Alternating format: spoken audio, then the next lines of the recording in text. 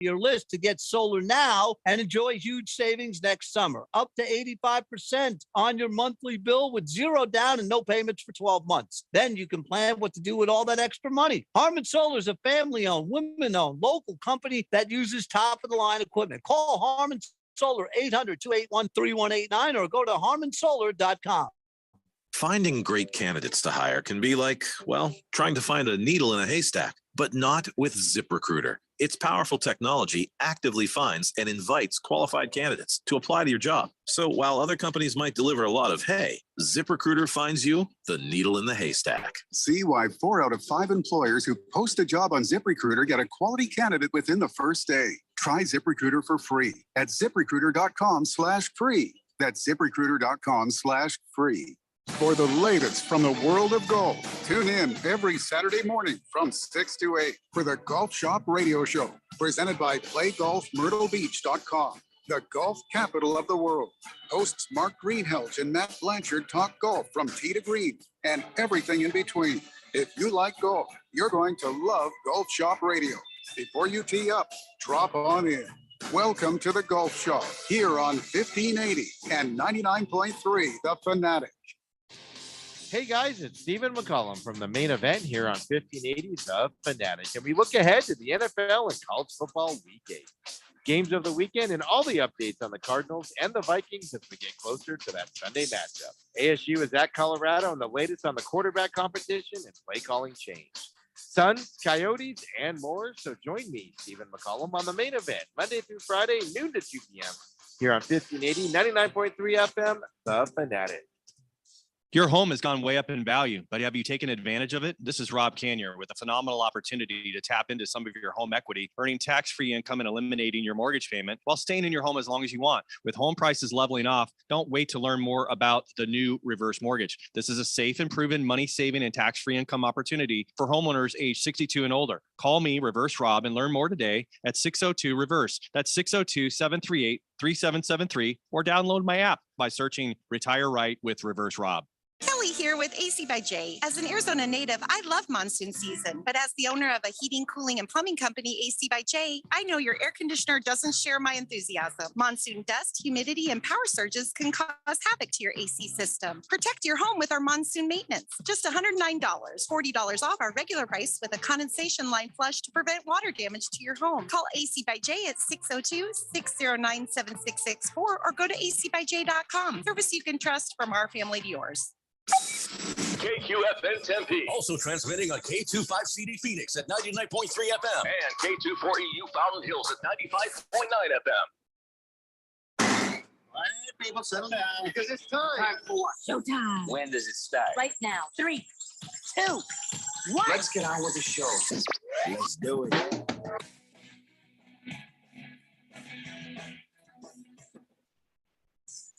All right, everybody, it's Wednesday here on the Daily Blender. I'm your good friend, your radio pal, Jeffrey O'Brien, alongside Randy White. Got Keon Rose in the control room, and you guys are on the Fanatic text line, 888-368-1580, as we broadcast live in the Harmon Solar Studios in Scottsdale. And oh my God, do we have some things to talk about last night? Yeah, that's right. Usually when somebody says, we need to talk about last night, that's not going to end well.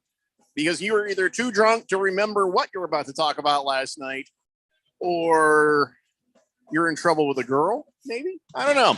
A lot of time we say, about last night. In fact, they made a movie called About Last Night. Didn't see it, but I imagine it's just a bunch of people getting in trouble for something that happened last night. But last night for Arizona, it was spectacular. Last night for Arizona was a spectacular night. Yes, Phoenix sports, let me tell you, we are in good shape today. And let me see where we're at here. Okay. Suns won over the Warriors, 134-105. Nice. Coyotes won over the Blue Jackets, 6-3. Nice. Cardinals last game beat the Saints 42-34. And the last time the Diamondbacks played, they won. They beat the Brewers 4-2. So every single one of our teams' last game was a win. So you look at it that way, today is a great day in sports in the fine state of Arizona. So that's pretty damn good. So about last night, not damn bad. Not damn bad at all. I don't pronounce hockey player names well. Some will say I don't pronounce most names well. But Gotzaberry, he scored 2, and they Gostis be here. Gostis be here, Gostis be there. I don't care. But Gosberry scored 2, and the Coyotes were able to hang on and beat the Blue Jackets 6-3. And so that was great right there. And then the Suns. Wow. Did you watch the game? Boy, was that entertaining. That was there was drama. There was excitement. There was pouty little boo-hoo, and he got ejected. Wow. That was fun, wasn't it? Wouldn't you like to know what it was that Devin Booker said to Klay Thompson to get him so pissed off? That is all I wanted. Well, Klay Thompson's skin is a little thin, and is it though? Can I tell you? Klay Thompson has people have gotten under his skin before by just kind of there's a reason to him. I'm going to tell you the reason, and I don't mean to be rude, but he's an idiot. If you've ever heard Klay Thompson talk, now I got the same feelings for him that Devin Booker does, and that is I don't got a problem. Good guy, nice guy, seems all right. Yeah, he ain't bright. That's the thing. I don't think he's very smart, and so it's probably very easy. Just nobody's ever bothered because he's such a nice guy. They're like, all right, well, whatever. And so I think that Devin Booker said something. I had to go look and see if wait a second, did Klay Thompson ever date a Kardashian? Because maybe there's something to do there. No, that didn't happen. That wasn't a thing. Yeah. But I've seen him in interviews. I've seen him in conversations. I've always thought, I don't think he's that bright. And I think I'm right. Klay Thompson is just kind of dumb.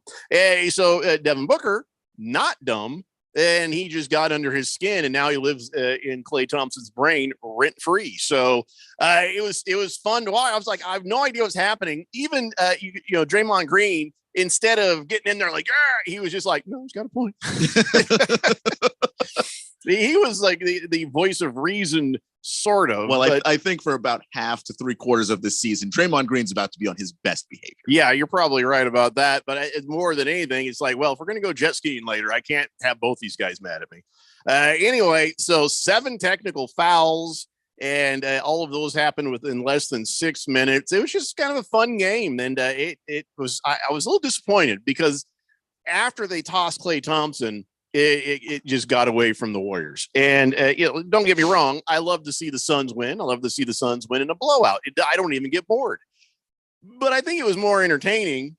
I think it was a better game while Klay was in it than not in it. Well, yeah. I mean, he's still a good 3-point shooter, and he's still a great defender. So that you lose Klay Thompson, you do lose part of what the Warriors are going to want to do, especially to a team like the Suns, who they were shooting the lights out last night. And Klay, I don't know how he would have done, but I know that Steph Curry did not do his normal Steph Curry show. So, and that's the thing. Come on, guys! It's the first week of the NBA season. It is. But Steph against the Suns is not super Steph. Right. That's not just this season. That's going back a ways. And we have something they don't. It's called defense. And so the Warriors are fine. Don't read into this, Randy. I'm not saying, that's the end of the Warriors. Steph sucks. This is just a game of many to come. And I'm sure the Warriors are going to come to town or we're going to go there and they're going to take our lunch money. It was very entertaining the way things went down last night. It was an entertaining game, but boy, I wonder what Klay Thompson is feeling like today, having heard Book say at the end of the game, I love Klay Thompson. I respect him as a ball player. I love what he does. So much more hurtful. You get under my Klay skin. Thompson is somewhere he's still uttering a string of profanities that have gone on for like 15 hours now. Yeah. And if he hears Booker say that, I'll tell you what he's feeling. Confused. Why? Because Klay Thompson is dumb. I'm sorry. I don't know about that. That was one of those things. I just put him and let's say Kirk Cousins in one of those escape rooms. You'll never see them again. They'll never get out. You think if Klay Thompson and Kirk Cousins go into an escape room, they're going to be lost forever? Never to be heard from again. There's zero chance not only will they not get out, they'll prohibit anyone else from getting in with their stupidity. That's how dumb these guys are. I don't know about Clay, but I know Kirk Cousins is peak himbo. I mean, that is not a whole lot going on there except for football. I'm sorry. I think we're now learning that Clay Thompson is a himbo as well. The Himbo brothers, I guess. Forget about the Splash brothers. It's the Himbo brothers. Hello. So whatever the case, the Suns got a nice win there against the Warriors, and now we just go on with our lives and see what happens next. But yeah, that was fun. And also fun is still listening to everybody with the Lakers talk about the whole defeated season they're having. I hope this goes on for a long time.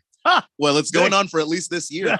The greatest they thing can't get out of it. Nope. The greatest thing that can happen is for me to watch semi-intelligent people on the 4-letter network try to figure out the problem with the Lakers. It is the greatest thing since sliced bread. I'm like, oh my God, there's 3 games into the season and you guys are already panicking. No, they should panic because the Lakers are 21.2%,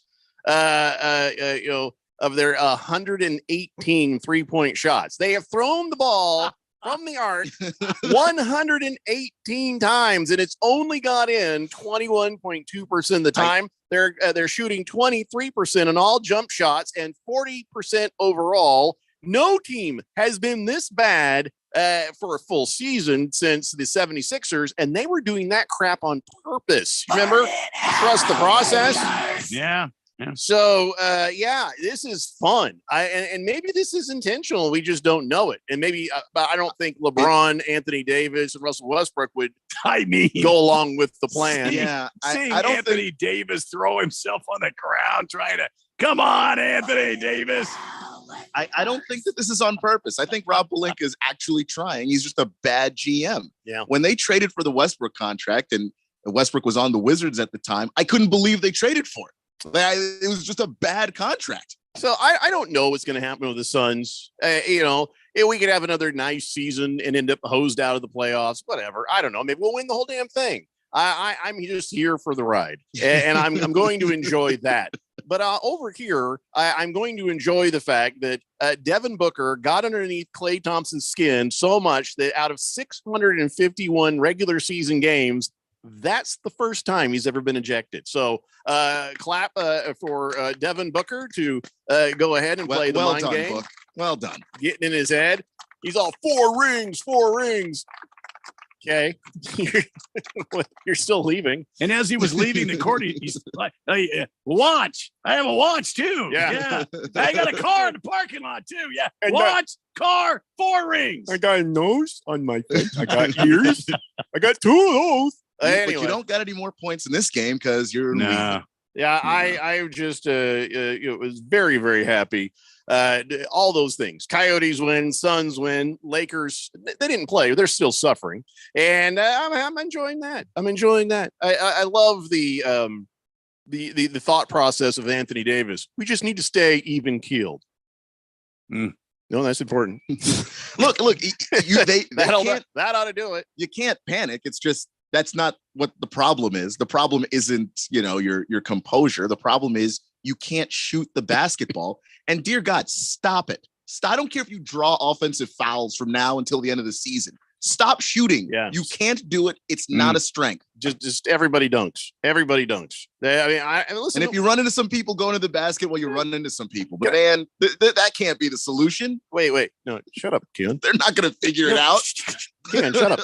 They couldn't shoot last year. Hey, Lakers. No, you keep shooting. You shoot. You shoot and it'll come back to you. I promise. You keep shooting. You're due. Don't give it up. Eventually, one is going to go in every 2 times out of 100. But still, you don't give up. Don't listen to Keon. You listen to me, Lakers. You keep shooting that ball. It's like clang, clang,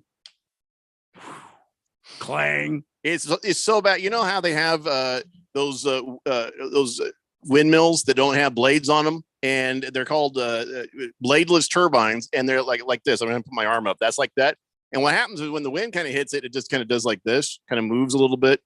They need to put the same technology into any basketball hoop that the Lakers play against, because all that kinetic energy is going to keep clang, clang, clang. You could light the whole damn place with the way they're shooting. You can probably power brick, LA. brick. I mean, it's brick. Put it in the practice facility too, because I'm sure it ain't going well in there either. We have solved the energy crisis. Thank you, Lakers. Thank you. Today is National Pumpkin Day, by the way. I guess I don't. No kidding. I mean, I think the reason it is if you buy your pumpkin today, you carve it today or this weekend, it won't be rotten on Halloween Day when everybody's going to see it. So it's like if you get it too early, it's just a goo pile with a candle in it by the time the kids come trick or treating. And if you I don't know, you don't want to be messing around with this on Halloween Day. So today, National Pumpkin Day. It's all I know. I have no facts, no figures. Just go get your damn pumpkin. I like that. Today's the day to get your pumpkin. Yeah, I guess so. Personally, I like having artificial pumpkins because they don't go rotten and have those little fruit flies and stuff all around them. You eat the pumpkin seeds? You ever do that where you get the pumpkin, you take out the guts and you take the seeds, you put it on a pan, you put it in the oven, and maybe you put some butter on it or something, and you cook the seeds and eat them. My daughter-in-law does that for my grandkids, but no. Yeah, I'm over it. I had it when I was a kid, and I can think of better things to put in my mouth than that. So now with the Lakers being as bad as they are, no end in sight, unless there's some trades or something.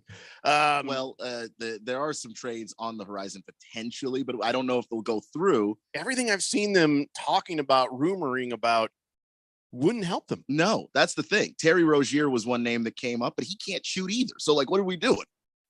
So with that coming, I took a look and just see what the beer prices are at the Staples Center, or what are they calling it now? This crypto.com center. The beer prices, they have gone up exponentially because everybody's going to need to drink a lot of alcohol, and they're going to take advantage of this. For two 16-ounce beers, if you're going to see the Lakers, you're going to pay $22. So that is $11 a beer. How much was that? It's huge. For two beers? $11 a beer. Oh my God. $11.04 per beer. And the NBA average, we're below it. We're $20, so we're $10.40 a beer. So it's close, but I would watch that. The beer index is going to rise on the Lakers to like $15 a beer, and you're going to pay for it. And if you're a Laker fan, it's worth it because that's the only way you're going to be able to sit there and watch them stink this bad. Yeah. Hey, we're doing pretty good though here in Phoenix. The beer prices may be still kind of competitive. They're not over the average like the Lakers, but it's still a little higher than you'd like to see it. But on total for a family, it's not bad shape at all. $315 for a family of four to go to the game, with the tickets and the parking and the beer and the soda and the dogs and stuff like that. It's not too bad. I mean, I know you're saying $315. Holy crap. Yeah. F that noise. Let's leave the kids at home. Let's all stay home and watch it on TV. Ding, ding, ding. Yeah. But still, it's nice to get out there. I wish last night, as I sat there watching the game, I'm like, this would have been an amazing game. I bet you could just feel everything. You could feel that energy and electricity in the Foot Fungus Arena. Could feel everything, huh? No, not like that, Randy. Kind of feeling. Unless you're sitting next to Steve Ballmer, but he owns the Clippers, not the Lakers. Yeah. So no, I'm saying there's like the tension and all the adrenaline and everybody just getting ready to fight any moment. Oh dear God, that was going to be. I tell you what, I like the Warriors, so I'm glad it didn't come to fisticuffs. I'm glad it didn't get too ugly. I like all these guys. So, but I'm gonna like the Suns better. So, I got your back. Got your back, Booker. I'm right there. I feel like Klay Thompson's probably bigger than me. You think? Yeah. Well, I don't know how tall he is, but I'm sure he's probably taller than me. But I can outsmart him very easily, I feel like. Very easily.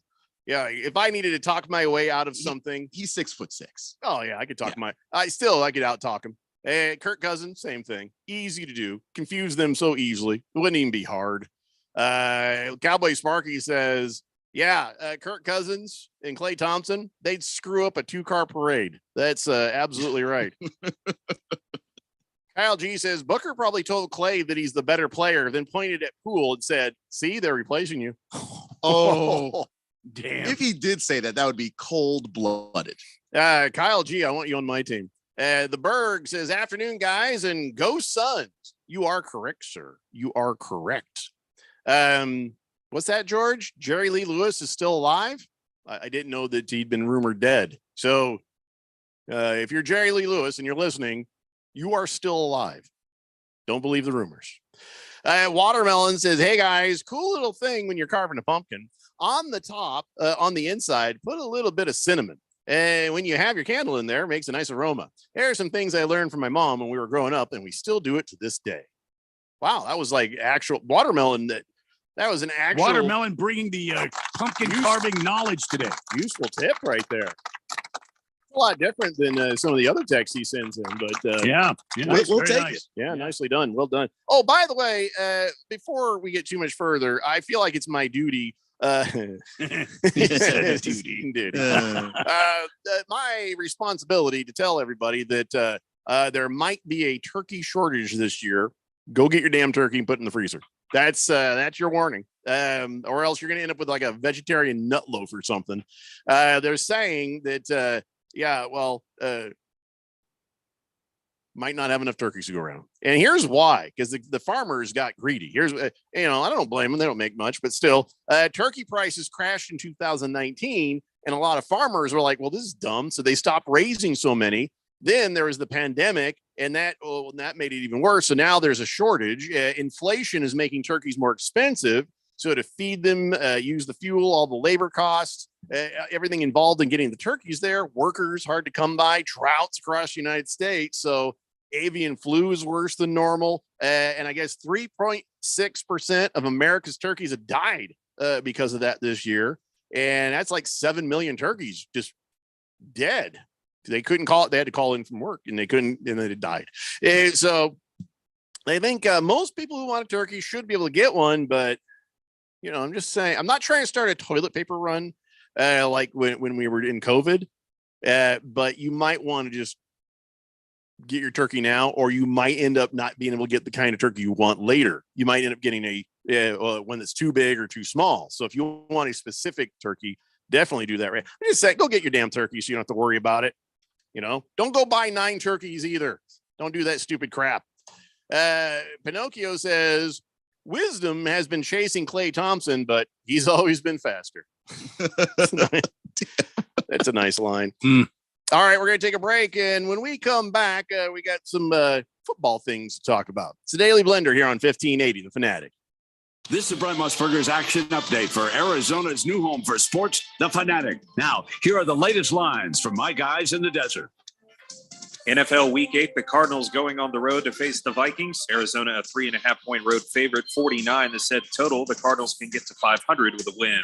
The World Series starts Friday in Houston. Phillies and Astros. Houston the favorite to win the title at -175. Philly at +145. Bryce Harper, however, the odds-on favorite to be named the World Series MVP. Harper at +550. Houston's Yordan Alvarez at +600. Jeremy Pena at +700. Astros -165 on the money line in Game 1 Friday. Phillies +140. 6.5 the total. Red hot winning picks at experts.winnersandwhiners.com. Save 75% on any best bet package with the promo code ACTION75. That's ACTION75 at experts.winnersandwhiners.com. For vsin.com, I'm Trey Westerberg on Arizona's sports betting station. Do you struggle with occasional nerve aches in your hands or feet? Try Nervive Nerve Relief from the world's #1 nerve care company. Nervive tablets contain alpha-lipoic acid to relieve nerve aches, weakness, and discomfort, plus B-complex vitamins to support healthy nerve function as you age. Live life with less nerve discomfort with Nervive Nerve Relief. Learn more at nervivehealth.com. And try Nervive Pain Relieving Cream to block nerve pain signals at the source. Use as directed. Start NFL Week 8 off right with a no-sweat same-game parlay from FanDuel, America's #1 sportsbook. Hey, guys, it's Stephen McCollum, and it doesn't matter if you're new to FanDuel or already have an account. You'll get free bets back if your Thursday night same-game parlay doesn't hit. You can put your parlay together with Tom Brady over passing yards, Lamar Jackson over rushing yards, a Mike Evans anytime TD, Whatever you'd like, you can build your own or choose from one of the popular same game parlays pre-built for you in FanDuel's top-rated sportsbook app. Just sign up with promo code Steve1580 if you don't already have an account. If you already have FanDuel, you're all set. Just sign in and see what you've got. Make every moment more with FanDuel, an official sports betting partner of the NFL. 21 plus and present in Arizona, 3+ legs, minimum $1 bet required. Refund issues as non-withdrawable free bets that expire 7 days after receipt. Max free bet $5. Restrictions apply. See terms at sportsbook.fanduel.com. And if you have a gambling problem, call 1-800-NEXT-STEP or text NEXT STEP to 53342.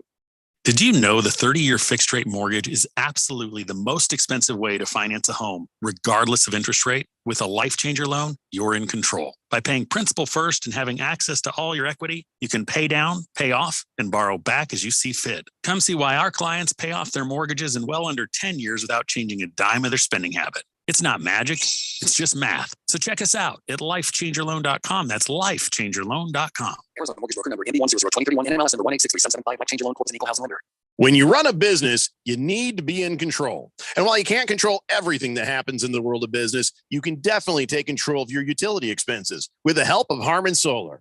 Give them a call and see how your company can save up to 80% on that monthly electric bill with zero down and no payments for 12 months. Harmon Solar is a local family-owned company that uses top-of-the-line equipment. Call Harmon Solar, 800-281-3189. That's 800-281-3189. Or go to harmonsolar.com.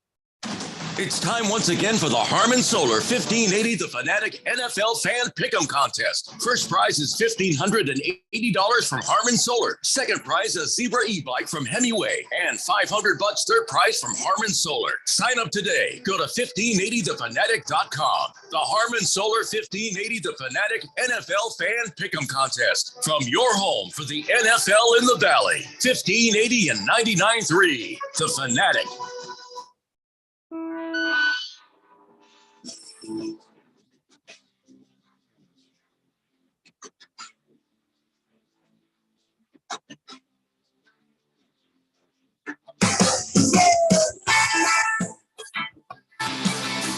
It's the Daily Blender here on 1580 The Fanatic.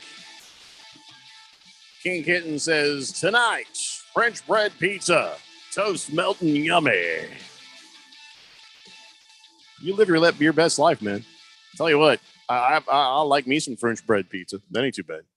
Not everything has to be expensive, I did. Oh, I've got this new thing that I do. I love it. It's one of my favorite things. You know them Red Hot Blues chips? Have you ever had those? Red Hot Blues? No. It's blue tortilla chips made from the blue corn, I guess. I don't know. And they're spicy. And I love them. I'll sit there and I'll just eat like a bag. You got to stop me. You got to take it away from me. But what happens is when you get to the bottom of the Red Hot Blues bag, little crumbs. I kind of hate the crumbs. I like a nice full chip. I don't want a bunch of little crumbs sit there and like I'm a giant going, trying to eat my chips, right? So I thought, oh, what would be good with these? And I just took the bag and I saved it. And I opened up another bag of the Red Hot Blues so I could eat my damn chips. But later on, I made a quesadilla. Oh, you put the tortilla on the pan there, well buttered. Sorry, honey. And you put your little ham or your little pieces of chicken in there, and you put your cheese on top of it. And then I grab a handful of what's left of those Red Hot Blues, and I crumble them up, an awful lot of them, crumble them up right there, underneath the cheese. That's good. And then I eat it. Well, after I cook it. And it's amazing. It sounds amazing. So no waste with my bag of Red Hot Blues. And then that adds a little bit of spice tang to the quesadilla. So there's my little food tip. Randy's always coming at you with a nice rub for this or a way to smoke that. But that right there, that's my favorite new tip. The Red Hot Blue chips, the crumbs at the bottom, crunched up into quesadilla or tacos. It was very nice. Nice, Jeffco. Very good. Very creative. And if you haven't tried the Red Hot Blues, I'm not getting paid for this. I'm just saying you should. They're very good. They're nice. Not too spicy, but they're not too not spicy. Just a nice little flavor. It's a nice little flavor. So there you go. Like Dorito crumbs on a sandwich, huh? Yeah, kind of like that. Kind of like that. Have you ever put the Lay's on like a ham sandwich before? No, not in it, but I, eating them back and forth. I get You that. should put those on the. Oh yeah, I can get that. Cowboy Sparky still can't get over the fact that he's like, and Jeffrey said, duty. Yeah, I did. Yeah. I did. It's a true thing. So, all right, let's talk some football, shall we? Oh, before we do, I saw something in the Bro Bible, and I don't know. I mean, sometimes when I talk about man card stuff, sometimes people disagree with finer points, this, that, or the other. And then, of course, the people who disagree with me are absolutely wrong, because I am the Southwest Regional Man Card Commissioner. I've got an advanced degree in manology from the Sheer Dam Manliness Institute. So nobody is better qualified than me. Yep. To explain to you the man stuff, right? So, but this came out in the Bro Bible, and it said 10 things every man agrees on, according to the internet. Let's see if we agree on every one of these things. Okay. All right. We are men. I agree. We can agree on things or not agree, but that's fine. If you don't agree, speak up. I thought that was one of them that we had to agree on. We are men. Yes, I agree. No, we are definitely men. Yes. One of them was thinking about nothing really is a valid thing to do. I agree. I completely agree. Yeah. Women will never understand that we can sit there, happily sitting there, minding our own business, thinking about nothing. What are you thinking? Nothing. How can you be thinking of nothing? It was pretty easy. I just did it. I mean, I don't know what you're asking. I was just there. I was Yeah. in euphoria thinking about nothing. Now I got to think about why the hell you're bothering me. Yeah. And why are we having this conversation? What kind of trouble am I going to be in now? That's moments ago, happily not thinking. Now I can't stop thinking. So yes, I think we all agree. Thinking about nothing, totally valid. Yep. And enjoyable. Here's something. I do this. I don't know if you guys do this. Triple tap your front pockets before you leave any place. They just Absolutely. Like, I got Yeah. my wallet, and I do that. Got Oh, yeah. my wallet. I got Yep. my phone. I got my keys. Every pocket, even if I'm wearing Yeah. cargo shorts, I hit every damn pocket. I never ever have anything in my left ass pocket, but I'm always nope, nothing's in Yeah. there. Like Mhm. I didn't forget to do something. Well, I don't really check that pocket, but I don't put anything in there. I have Yeah. each pocket has a thing that goes in there, Always triple tapping. and then yeah. and then you do the pocket dance. I check all the pockets just in case. Because what if I put something in that pocket and I forget it's in that pocket and I sit on that and I end up with an ass injury? Yep. Triple tap. All right, we all agree on that. Okay, here's something. If we as men see anything on the inside of a toilet or a urinal, we have an urge to aim at it and make it go away with our stream. Yes, We I can't agree. allow it just to That's not. true. Yeah. We may not succeed, but we are all going to try. We're trying to aim, trying to multitask, if you will. Mhm. Yeah. There's been times where I'm just like days have gone by. I'm like, I'm not giving up. I am Oh not- no. Yeah. Water always wins. And then when somebody like your wife or whatever comes along and they clean that up. I feel failure. Yeah. I feel like a bad. failure. Like Feel I didn't. bad, like, damn it, I should have been back here sooner. My manly stream should have been enough, but it Yeah. wasn't. Yeah. Sometimes, So I think we all agree on that. Do we all agree? Yeah. We must make noises when we're sitting down or getting up. Oh yeah, 100%. Yeah, it's usually going to be more people in agreement as you get older. Keon, how old are you? 30 something? 32. Do you make the noises when you get up and sit down? Like, all right, let's go. Yeah, I hurt my knee playing basketball in high school, so I've been making noises for the last 10 years of there you my go. life, especially standing up. That's Mine are not so much guttural vocal things. Sometimes it's flatulation. Yeah. Well, Still counts, I think. any amount Yeah, of yeah. utterance will do. Yeah. This one, now I want you to keep in mind, burgers. Not talking about steak. I'm not talking about specific things. When cooking burgers on a grill at the cookout, if you're the guy with the spatula, you ask everybody, hey, how do you want your burger? Even though in your mind, you're going to cook everybody's burgers exactly the same. Yeah. Yes, I do. Mhm. Medium rare. Got it. What do you got? Okay, medium. Okay. Well done. You sicko. Then you just get the way I want you to have it, which is medium rare. So are we all in agreement on that? Yes. Man, so far, Bro Bible's killing it here, man. If I'm manning the grill, the damn food comes off the way I say it comes off. Hey, you got any A1? Get out of my house. Just leave. Hand me your Here's plate. your burger. Get the hell out. No. Hand me your plate. You don't get this. You're gone. You're like Klay Thompson right now, confusedly walking away. That's you. Yeah. So here's another one.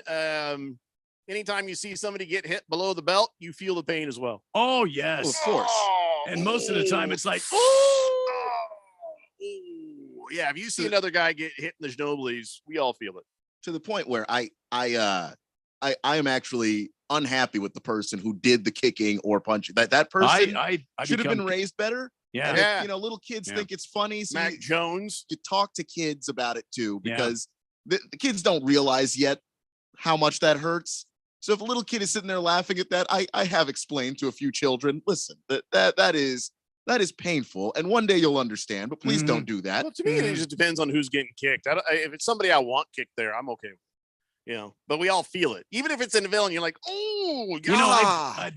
there have been instances I've known of females. Yeah. A dear friend of mine was playing catch with his daughter in the backyard. She was a great softball player. He was throwing shoulder hops to her, and one got under her glove and hit her in the groin area. And she's like, "Oh, Dad, my ball!" Oh, It's not quite the same, but there's still a lot of nerve endings there. It will hurt. But It you know, will hurt. it's a story that will live in infamy. I like that. That's a funny story. All right, here's another one. Here's the statement. In cold weather, all men are created equal. True. Yeah, to various degrees, there will be shrinkage. It doesn't mean we are all created equal. Sorry about that. But yeah, that's it. When it's cold, Shrinkage. Yeah, there will be shrinkage. Then there is the nod. The nod. The bro nod. nod? Yeah, you got to. Here's how the nods work. Left nod. Hey, let's go talk over here. Right nod. You see that girl over there? Up nod. Hey man, what's up? Down nod. Greetings. You are the man. It's almost like a thing of like Respect. Yes, respect right there. That is the nod. It's a universal thing. I don't even know why we have to talk about it. I gave Gonzo. I saw him in the airport one time. Yeah. You Didn't gave say a word. I just gave him the nod. down nod or up nod? I gave him the up nod. Like, Oh, hey man, what's up? Yeah. He gave me the up nod back. That's So, nice. That's yeah. nice. Yeah. You know, you don't have to give the down nod. I mean, there's special occasions for the down nod. Oh no, yeah. You meet somebody of great great respect, down nod. Hey, I got great respect for Gonzo, but I don't feel like I need to down nod him. Yeah, he's just a regular dude. Yeah. Come on. He just won the World Series for a state that's never had a world championship. Yeah. And then there's also the combo nod, like, hey man, what's up? I need to talk to you over here. Or hey man, what's up? You see that? You know. Yeah.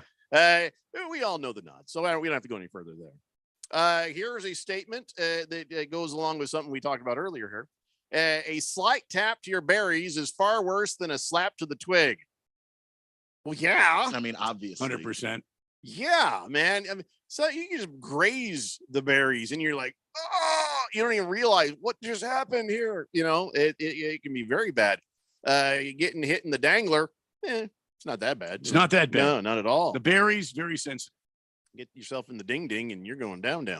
All right, so here's the number one thing that every man is supposed to agree on according to the internet. As men, our goal is to fix a problem so we can go back to doing what we want to do, which is nothing. I agree. Pretty much. Yeah. Sounds about right. Yeah. So here's the thing. How's that manifest? I got to go to work and I got to do that thing so I can come home and do nothing. I got to go deal with this thing over here and fix that and make it work so I can do nothing. I can deal with her, whatever it is she wants. Then I can go back and I can do nothing. We're all just looking to do nothing, you know? Sometimes there's something, but a lot of time it's nothing.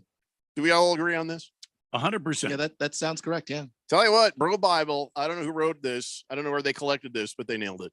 I have absolutely no problems with this. Let's go to the text line. Boomer Sooner says Jeffrey's shrinkage is good, means your dong is protecting itself from the cold. I don't need the sun.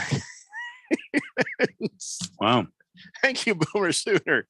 Yes, I get how the turtle works in a shell. King Kitten says, Randy, she really didn't. Beer me, please. What? I think he's saying that she did not get hit in the danglers. She that's just what she's used to everybody saying. That's why she said that. And that's why it was funny. She grew up with an older brother and a dad, and so it'd be weird to scream something about getting hit in the labia. Oh, got me in the balls, Dad. That's more appropriate, I think. So always aim for the medium so you're not over or under target. Oh, you're talking about, I hope he's talking about hamburgers.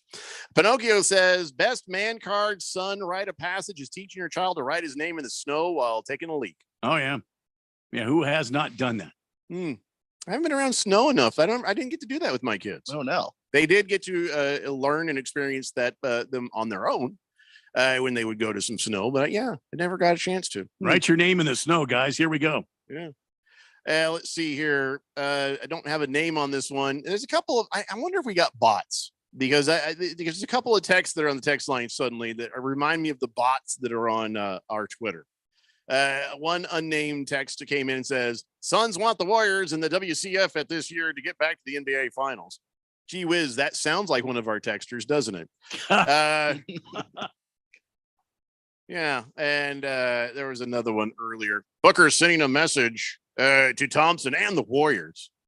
Also doesn't sound like very bot-like. If these are two new texters and I'm wrong that you're a bot, please follow up with another text. Outside of that, I feel like there's bots out there doing bot-like stuff. I don't know. Not sure that these are real people. I don't think I want to have a captcha or whatever they call that. Although Booker did send a pretty good message to the Golden State Warriors. What was it? Yeah, I'm still here. You can't stop me. Can't stop me. I you like literally he sent a message. I'm still here. Like, maybe by carrier pigeon, like those stupid commercials. And I do think the Suns want the Warriors in the Western Conference Finals. Yeah, I do think that so they can overcome the Golden State Warriors and they can claim for their own championship. Cards Chappie agrees about the nothing thing. Oh yeah. Mr. Wilbur says I'd rather go do nothing than get hit in the Ginobili's. It's true. Oh yeah. No, I mean everybody. It's a universal statement right there, Wilbur. You didn't even have to say that.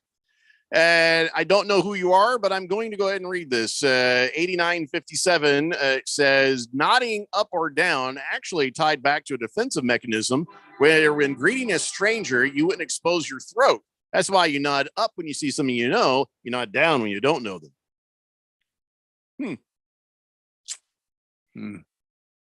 I feel like I could probably nod up in medieval times and see the sword kind of coming. Like, sup? Oh, Jesus. Yeah. I think I'd be ready for that. But I mean, fair enough. That could be. I'm not gonna say no. But I mean, back in the old days, you could have like a turtleneck made out of that chainmail. Yeah. There you go. Be like, hi. Yeah, go ahead and try if you want. Go ahead. Yeah. See what you can do there, buddy. Go ahead. Break your board. Break your sword on that. All right, we come back. We will actually talk football. That's what I meant to do there, but we didn't do that there. We're going to do this here, over there, after this, over there. It's the Daily Blender here on 1580, The Fanatic. Business people like it straight and to the point. So here it is. Bruce Jacobs here to tell you take control of your utility expenses by calling Harmon Solar right now. They can save up to 80% on that monthly electric bill with zero down and no payments for 12 months. Level your energy costs, protect yourself from inflation. How's that for straight and to the point? Here's more. Harmon Solar is a local family-owned company that uses top-of-the-line equipment. Call Harmon Solar 800-281-3189 or go to harmonsolar.com. This is a special alert to all Americans who own a vehicle with less than 200,000 miles with an auto warranty about to expire or with no warranty coverage at all. Due to a decline in the economy, CarShield is announcing a low-cost month-to-month vehicle protection plan that is now available to the public to save any driver out-of-pocket expenses on future auto repairs. Call now to find out how you can pay almost nothing for covered auto repairs. Yes, you heard that correctly. Pay almost nothing for covered auto repairs. An open phone line has been established for all drivers to call for a free quick quote. Call 800-279-0433 now. Drivers who are covered will not have to pay for covered repairs again. This protection plan is at an all-time low. Additionally, drivers who activate this vehicle protection today will also receive free roadside assistance, free towing, and car rental options at no additional cost. Call us for your free quick quote today. 800-279-0433. That's 800-279-0433. What do you have to lose? Call 800-279-0433. Again, 800-279-0433. Hi, Jada Cantor, Desert Wholesale Diamond, and my dad, Diamond Dave.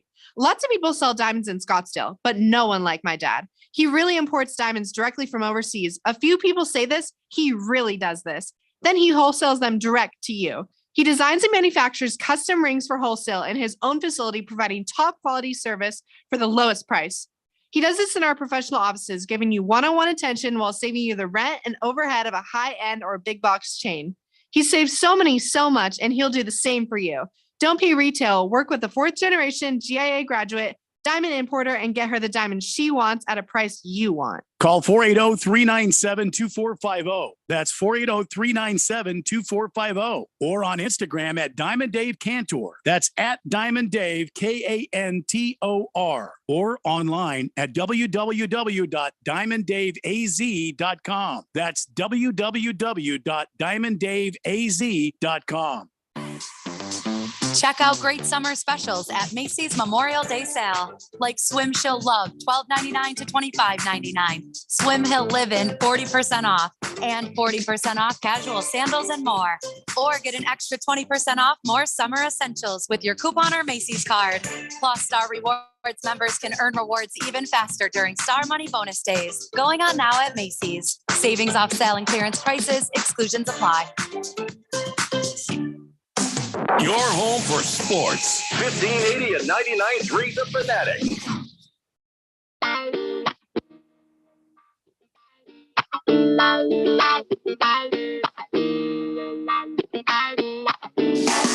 Come on. It's the Daily Blender here on 1580 The Fanatic. Thursday night football. You got the Ravens and the Buccaneers. It's going to solve a quandary that Amazon is having with Nielsen. I'll get to that in a minute. Should be a great game. Should be a great game. It's either going to be a great game or a sad, sad blowout.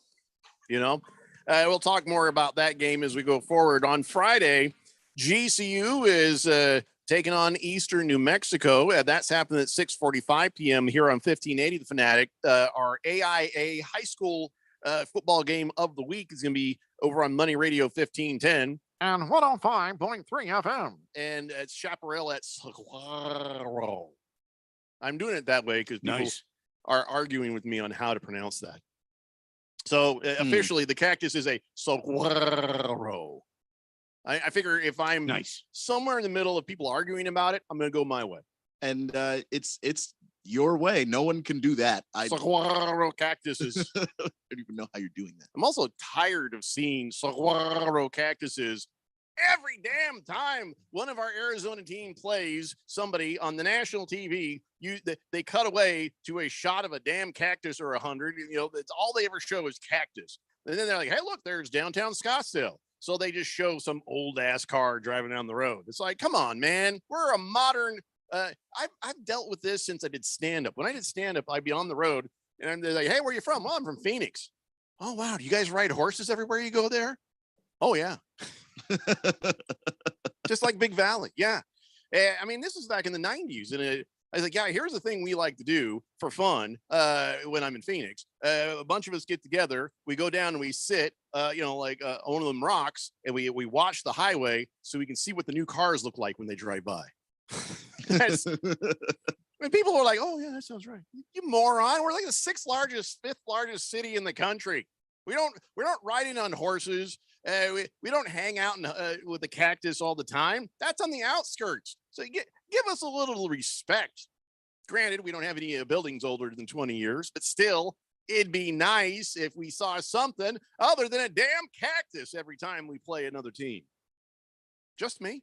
No, I it's not just you. I get that, but I also think that the national networks do the thing with the stereotypes where it's just Phoenix is this, and then if they do, DC, it's the nation's capital. It's all the monuments. People live outside of the nation's capital, like they live in other parts of that area, but they just show that. When they go to Boston, it's always the Bay where the Tea Party took place. Yeah, it's always that and some statues of founding fathers, but that's not all it is. Put a camera on history. I don't mind putting a camera on history, but we don't have any. We have no history. So you might as well just give it a nice shot of the skyline with the sunset behind it. That's nice, right? We don't have to see a roadrunner or a cactus or a javelina or any of these other damn things that we don't ever spend any time around because we live in a city. Just, I don't know, but it bugs me. And so I'm saying now everybody who's heard this is going to be like, next time they watch again, he's like, oh, geez, Jeffrey's right. And it's going to hopefully start to bug you guys too. It's bothered me for a little bit. I don't want to be alone in this. The NASCAR championship last year was when I first noticed, because they went all in on the cactus shots. I'll give you why there's a little bit of fairness there. Out there. Yeah. Yeah, but it's the not racetrack just is. out there, because they showed the rest of the city of Phoenix, and it's still cacti everywhere else. Just to Just raked my glasses on my microphone. I don't know if I'm gonna be able to see out of them anymore. No, I mean the Phoenix Raceway is is surrounded by the out there. It used to be the Boondocks, but now they're building houses and neighborhoods all around it. Which what happens next, Randy? They're going to start complaining. Move the racetrack, yeah. Yeah, they're going to complain. It's so loud. The racetrack is so loud. The racetrack was there first. Yeah, but I bought a very expensive house. But that makes you an idiot. So if they ever move that racetrack, I'm going to, what I'll do, Randy? I'll go down there and I'll chain myself to it so they can't move it. That's what I'll do. Good idea, Jeffco. This goes nowhere. You make everybody else move. Soundproof your house, idiot. So anyway, where was it? Yeah, stop with the horses. Stop with the cactus. Stop with the 10-gallon mistakes. I mean, I lived in Texas. It was horses, and every time they do a San Antonio game or a Dallas game, it's they act like that's all that happens in Texas, and it's it is modern times, even in Texas. There are many other things that they could focus on to help promote this damn city. And I'm just so tired of it. Anyway, where was I? All right. Okay. So then Saturday, we got college football at 4 p.m. Ole Miss is taking on Texas A&M. Sunday, we got the Broncos and the Jaguars in the early. And then in the evening, we've got the Packers and the Bills. Monday Night Football, Bengals and Browns. And so that's what's coming up here on 1580, The Fanatic. Let's get to the text line. It was Cowboy Sparky says, yes, Jeffrey, exactly. I thought I was the only one. No, I'm glad I'm not, because I'm just sick of it. Big George says, Jeffrey, saguaro cactuses are unique to this part of the world. Nowhere else do they have these cactuses except for Arizona and northern Mexico. It makes us unique. I love seeing a saguaro cactus everywhere. We're more than that, George. We're more than that. And no one is saying eliminate the saguaro, just add some more to it. And because it is the desert, but it's a city in the desert. Can I tell you Maybe something focus about on the city. Can I tell you something about the desert? It ain't pretty. The desert's ugly as hell. The desert's filled with sharp, nasty, pointy things that can kill you and want to kill you. It's an unforgiving place. The desert is ugly. Everybody's the desert's so beautiful. No, it's not. Shut up. And we got plenty of it. So I think I'm going to do? If they keep showing these cactuses, I'm going to make it my life's mission to destroy every single cactus I can find. Really? Why? So they stop showing it on the TV. That would be sad. One-man wrecking crew. I like Batman. I'll be Cactus Man. Instead of ruining the cactus, perhaps you should change the mind of the networks. Good luck. That seems easier than trying to destroy every cactus. Here, listen, I'll have to talk some dumb people into help me. So me, Clay Thompson, Kirk Cousins, we're going to go out on a crusade to take out all the cactus. And then now I won't have to do that anymore. No, that's too bad. It's sad. Why is it sad? Just cactus. It's what makes us unique. Is it? It's our cactus. Is that it? Our cacti make us unique. Oh, F this. I'm moving. If that's it, I'm out. Anywhere you go, there's going to be a unique attribute. You can move back to Oregon, all the beautiful trees and greenery there. What are you going to kill all the grass? No, I like the trees. I like the grass. I like the rain. But if they show it on the TV, I wish they would show something else about my hometown. I don't rather mind than that. all this damn greenery and all these trees. That doesn't bother me at all. It's very nice. But there's nothing pretty about the. Heckler Jones is like, yeah, move. I'm sure you'd like that. No, I'd rather just destroy all the cactus personally. Well, I hear there's a law against it, so I'm going to have to either become a vigilante or I'm going to have to change the law. Anyway, Big George says desert's better than the jungles of Nicaragua. Is it? Or the frozen tundra of Siberia? He says, yes, if you destroy a cactus, that's a felony. God damn it. And you've announced your plan on the air, so that's not. Everything I like to do is a felony. Why is that? Might require some self-exploration. Just your nature. Durwood says, hey, Jeffrey, long time no talk. Hey, those Red Hot Blues, they sure do sound good. And maybe have a little cider there. You know, that's a good brand I used to love. It's called Dickens Cider. That is some good stuff. You ever had the Dickens Cider? Yeah, no, it's a real thing. No, I don't think I have. I would know if I. Yeah, it's a company called Dickens, and they've been making cider for years. It's real. I'm not making this up. So if you ever have a chance, get yourself some Dickens cider.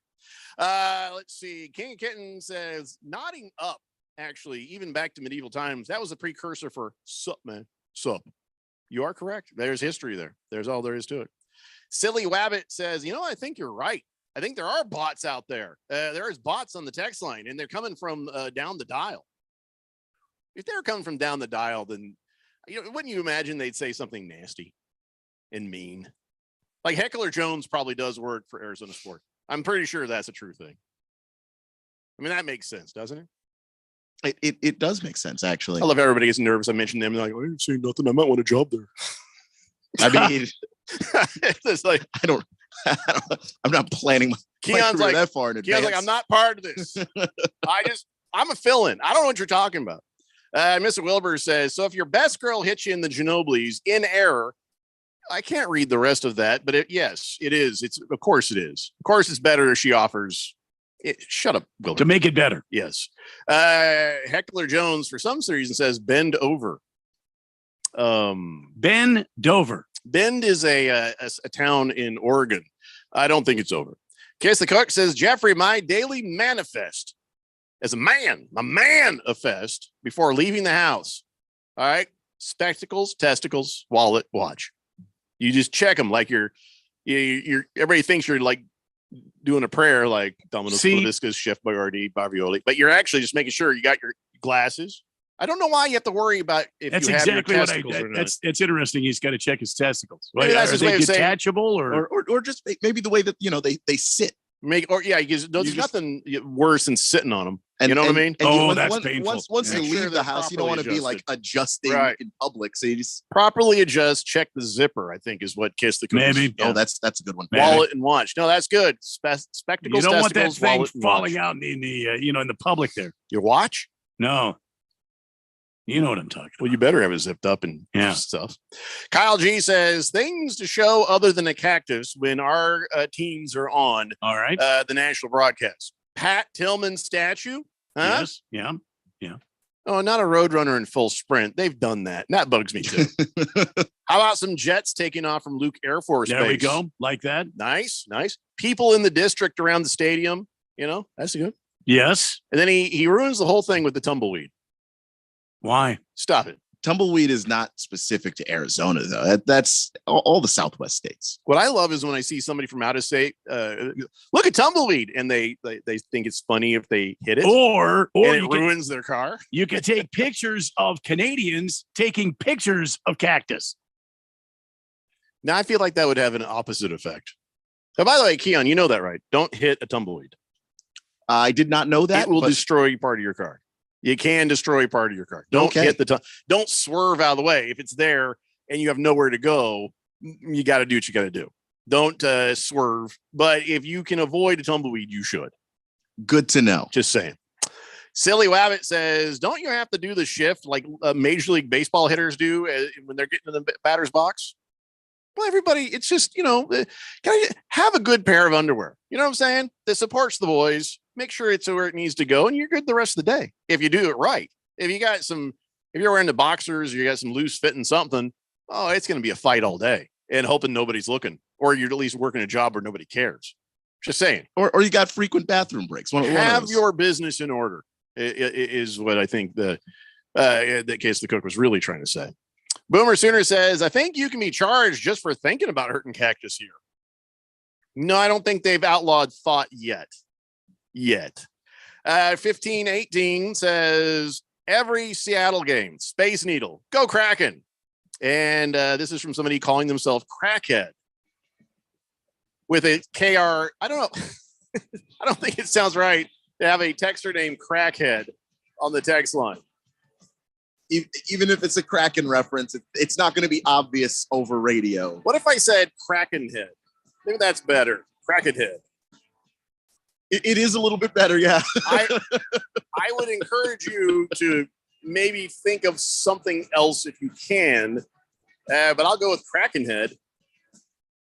Says, yeah, 'cause it's still- crackheads cheering loudly in the crack house. It still gets the Kraken pun across without, Or what about Kraken Man? That's pretty good. Oh, sorry, Randy. I know you're sensitive about the Kraken thing. I'm just Thank trying to you. help a texter with a text statement. That's all. Yeah. Don't make it weird. Yeah. All right, guys. We'll be back in just a little bit. It's the Daily Blender here on 1580 The Fanatic. You can't get much for $5 these days, unless you go to Wendy's for a $5 biggie bag. Get your choice of double stack, junior bacon cheeseburger, or crispy chicken BLT, plus 4-piece nugs, fries, and a drink, all for just $5.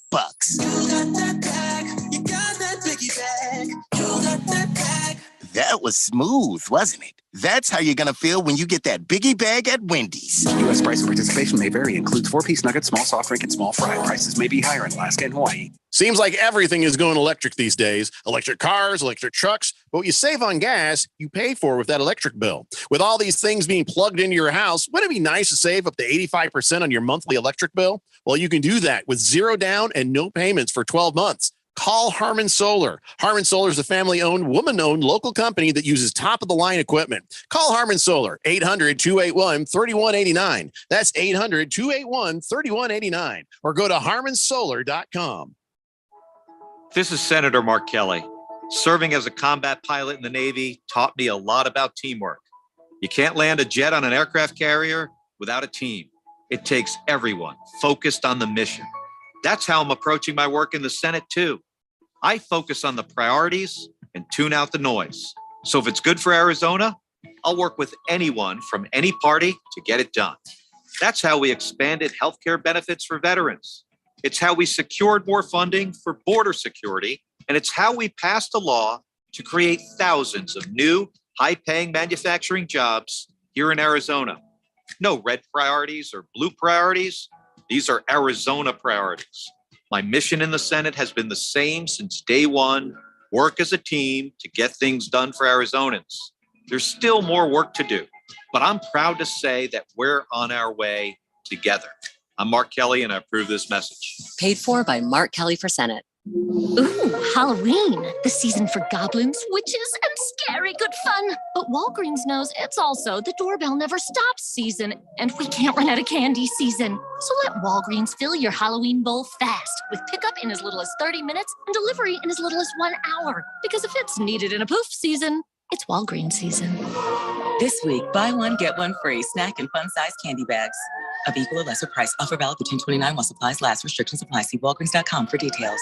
If you're an IT professional looking for an opportunity with great benefits and the freedom to creatively solve problems in a career with great growth potential and a team environment, look no further than Affinity Technology. Serving the Valley since 1992, Affinity Technology is looking for a level 1 tech to develop and deliver excellent solutions and outstanding customer service. Visit atechaz.com/jobs and get started with your future today. That's atechaz.com/jobs. KQFN Tempe. Also transmitting on K25CD Phoenix at 99.3 FM and K24EU Fountain Hills at 95.9 FM.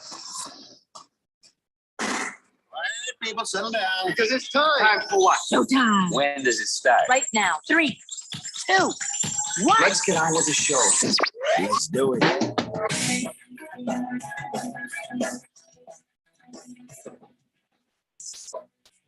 All right, everybody, it's 4 o'clock here on the Daily Blender. I'm your good friend, your radio pal, Jeffrey O'Brien, alongside Randy White.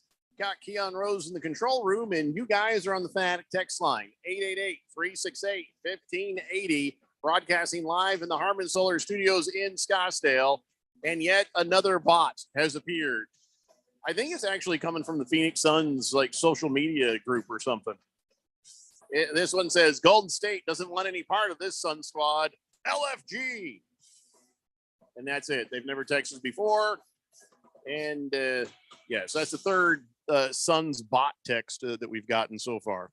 I don't think that everybody understands how this show or radio station works, but hey, if you're listening for real, hey, good to have you with us. If you're a bot, well, rotten hell. Kraken, okay, this Kraken person says, okay, I want to be called Crackhead. And I said, well, no, we probably need to change that. He says, how about butt crack? No, also probably not great. He says crack kills. Yeah, I just don't know if that needs to be a name there. I think Kraken Man is pretty good. Don't you think? I think so, but Randy, do you have any suggestions other than maybe he doesn't use Kraken at all? I thought you were Nothing that I could probably share on the radio. I thought you were kind of over that though. I'm not allowed to talk about it. All right. There's a difference between being over it and not being able to speak about it. Twitty, it says, we stacked up tumbleweeds in a rough triangle shape. We spray painted it green and decorated for Christmas when I was stationed in Spain. I didn't know they had tumbleweeds in Spain. I guess any place that has dry areas with some from bushes and stuff, that's cool. Twitty. Stockton Slap wants to know what we're getting. Are we dressing up on Halloween? No. I mean, one of these days, might dress up. I just haven't done that in a while. My wife keeps wanting to, and then I don't know. I kind of feel like we'd have to go to a party, right? You guys dressing up as anything for Halloween? No. Yes, because I'm going to a party. All right. What are you going to be? It's too nerdy to talk about. No one's going to get it. Come on. Tell me anyway. It's a character from the card game Magic the Gathering. We don't have to dive deeper. People will understand. Just say it, who it is, and we can move on. I don't have to understand it. Just say who it is. Why? Why not? What's the big deal? There's no big deal. It's just no one else is going to get this. I'm dressing up. All right, if someone says they're going to get it, then I will say it. Somebody will get it. So go ahead. Tell us what it is. I don't want to. Oh my God. I'm gonna wear all black when you're just dressed in all black. Yeah. And paint my face all black and everything just goes a black hole. I feel like that's very creative. What you need to do is have something around you, like a disc around you of spaghetti for the spaghettification of all the matter that comes near you. Yeah, there you go. So that's great. Cross the event horizon. So you get a hula hoop. You wear all black. You get a hula hoop that you have that has spaghetti on it. And then somebody asks, it's a spaghettification. I could put in the hula hoop. I could put like stars. It'd be like a 3-dimensional star field around me. Well, inside the black hole, there's no stars. Right, but it's around me. You see what I'm saying? Oh, because you are the black. Oh, I'm the black hole.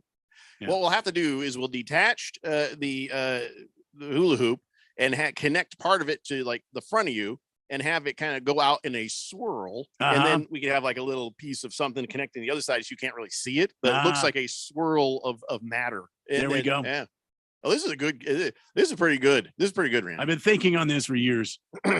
Usually I would just put crunchy peanut butter on my lips and go do we have the dump right? Okay, never mind. 888-368-1580. Just take that anywhere you want to go. Oh boy. Yeah, I'm going to put crunchy peanut butter on my lips and all right. So now he says, what can I call myself? Phil McCracken? Somebody tried that, and I believe management, big boss, the management voted that down.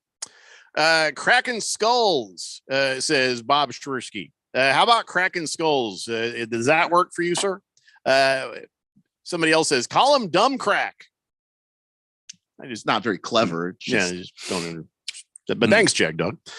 Big George says Randy's not allowed to talk about this ongoing litigation involving the Seattle Kraken. There's a confidential settlement in the works where neither party will admit wrongdoing, and Randy gets paid handsomely as long as he refrains from talking about the Kraken. See? All right. I understand now. and they're going to allow me to continue to use my fantasy football name this season. Well, that's pretty nice of them, right? Only this season. Only this season. So you have to change it next season. Yeah. Stockton Slap says Randy's playing very dangerous game with that black paint right there. Kyle, I don't know. Kyle G says, what do we call him? Kraken Lacken. Crack-a-lacken? Crack-a-lacken. Crack-a-lacken says, how about that Kraken guy? Crack-a-lacken. Yeah, I like that. I think we've just. That's pretty sweet right there. I don't think you get a choice anymore, Kraken guy. You're Crack-a-lacken. I like that. It's too cool to pass up. What's Crack-a-lacken? Yeah, Crack-a-lacken says, okay, so Keon's a nerd. I had no idea. Couldn't have guessed. Yeah, so he's okay with Crack-a-lacken. He says, what are you going to give me? So it's Crack-a-lacken. Crack-a-lacken. I'm putting it in now so I don't forget. Sometimes the texture nicknames come pretty easy. Sometimes it takes a little work. And we just got that. I feel pretty good, guys. I feel like we should go have a beer really now. good about that. Crack-a-lackin'. Crack-a-lackin'. That's a good Crack-a-lackin'. one. All right.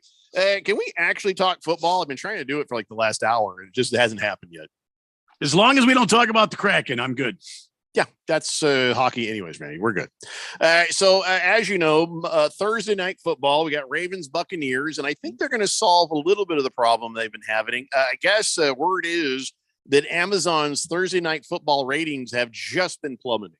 They just here is a nifty graph that somebody else made, and as you can see there, after the first week, you're like, oh, that's not bad. That's not bad at all. 13 million viewers. And then the next week it went down 11 million viewers. Then it kind of popped back up again to 11.7. And then, of course, with my Colts, it plummets to 9.7 million. Washington and the Bears, 8.8 millions. And it has bottomed out with the Cardinals and the Saints, 7.8 million. So let me help you out with this. It's nothing to worry about. Everybody wants to make a big deal about the ratings are going down. Oh my God, the ratings are going down. It's about the matchups. You've got the Chiefs and the Chargers. Hell yeah, people are going to watch that. Yeah, they're going to watch. Not so much on the Browns and Steelers, but it was a new thing. It's a new season. So people are like, let's see what happens. And maybe we have some fantasy football interests there. And then it went back up again a little bit for Bengals and Miami, didn't it? Well, there's a nice matchup. We didn't know what to expect, but everybody knew the Browns and the Steelers were kind of stink. Everyone knew by week 5, Broncos Colts, not worth your time. And then, which to be fair, that preseason, that the perception of that game would have been, oh, that could be a good game. Right. Not anymore. No.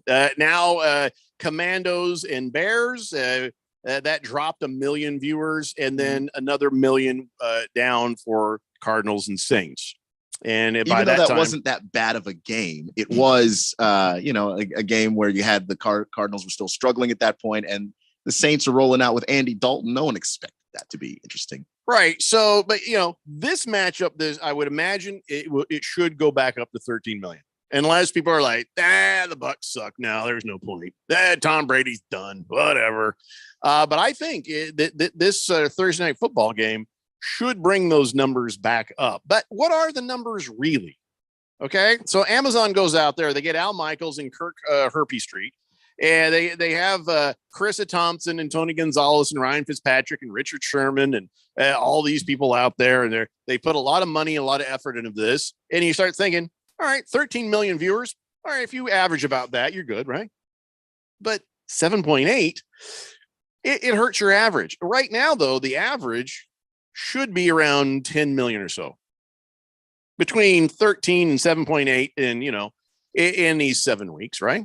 Right. So should be about 10. Well, here's the thing now. Amazon, who hired Nielsen to come out and rate all this stuff so they could show their advertisers, see, this is real. It's not just us cooking our numbers books to tell you what our numbers are. Now they're arguing with each other and contradicting each other. So Nielsen says the average is 10 million. Amazon says, oh, no, it's 12 million. And I don't know who to believe, because Nielsen's math has never been great. Arbitron to Nielsen's or whatever you want to talk about. The math is based on too small of a pile. And I'm not going to go any further into that for fear of risk of getting in trouble. But, so Amazon has a direct line to how many people are actually watching what's going on.